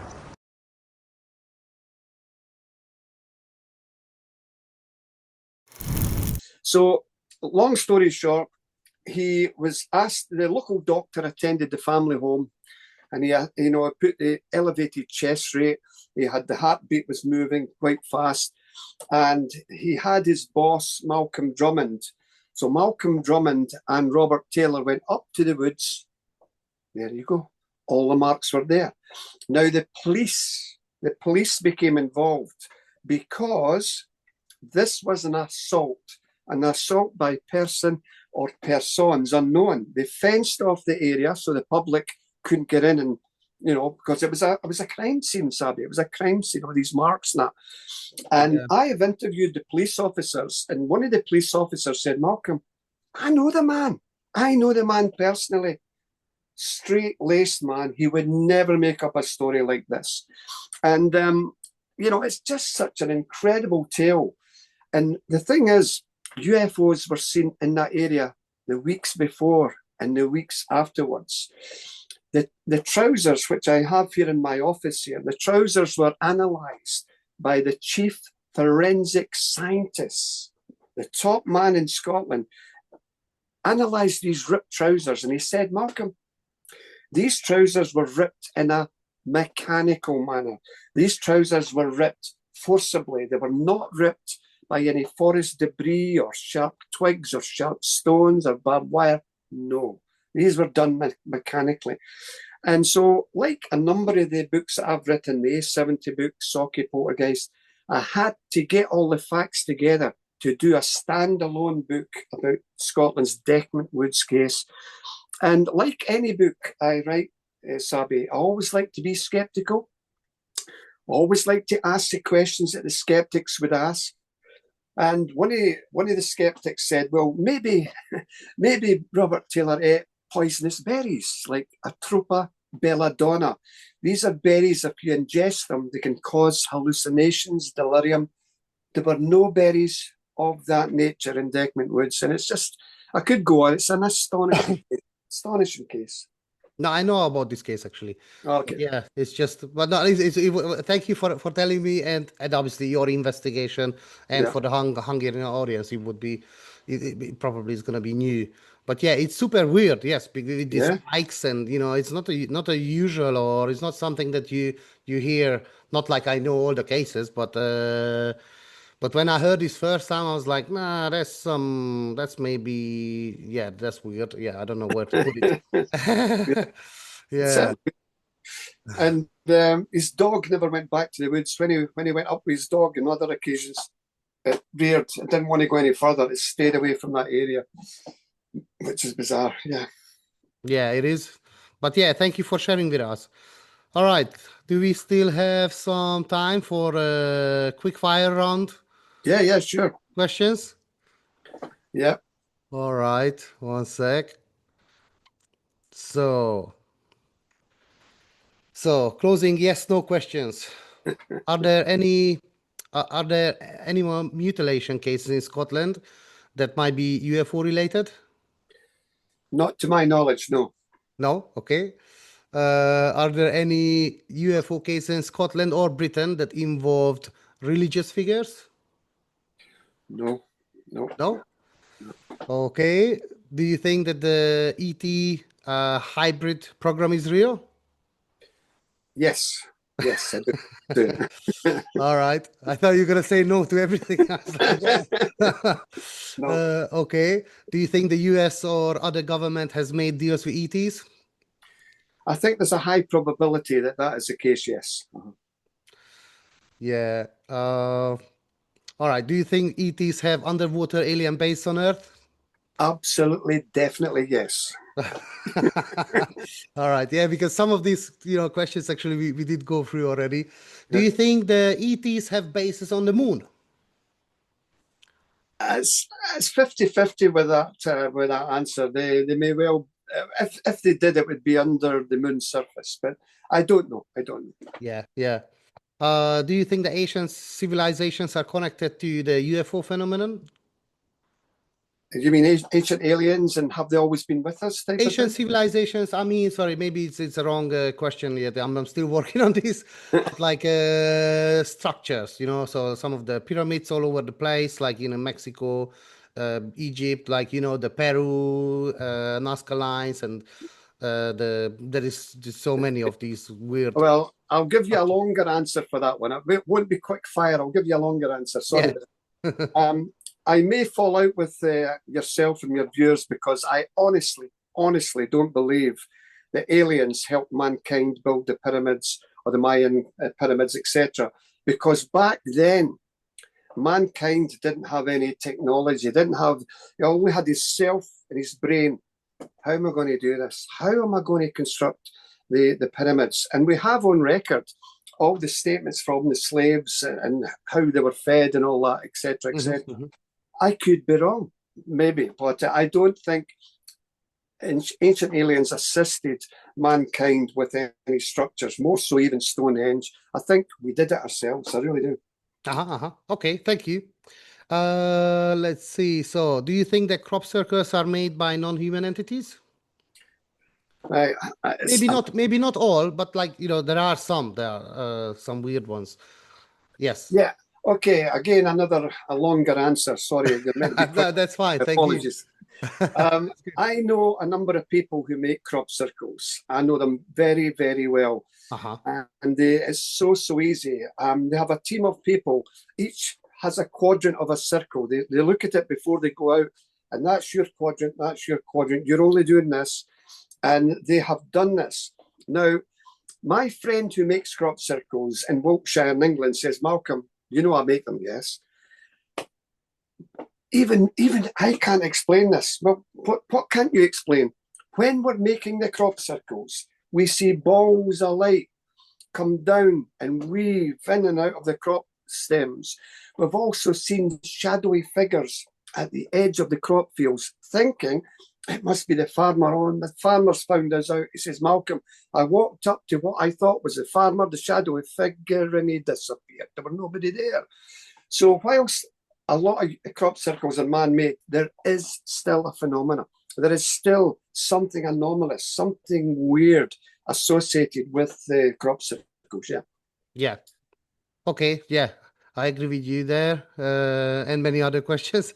But yeah, so next one. Do you think that ETs might be us from the future? Oh, I love these questions. Very good questions.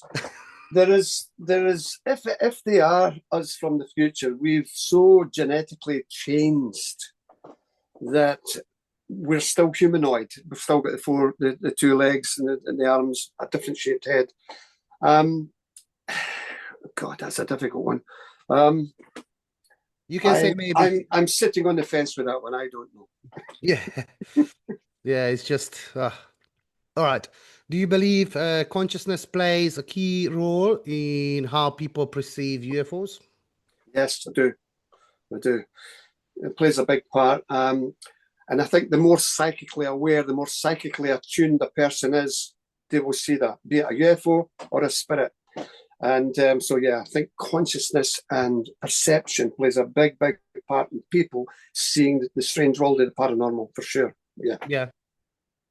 All right. One final question. What are you currently working on and how can people reach out to you? Yeah, I'm working on my 14th book. It's going to be called UFO Case Files of Great Britain, Volume 1.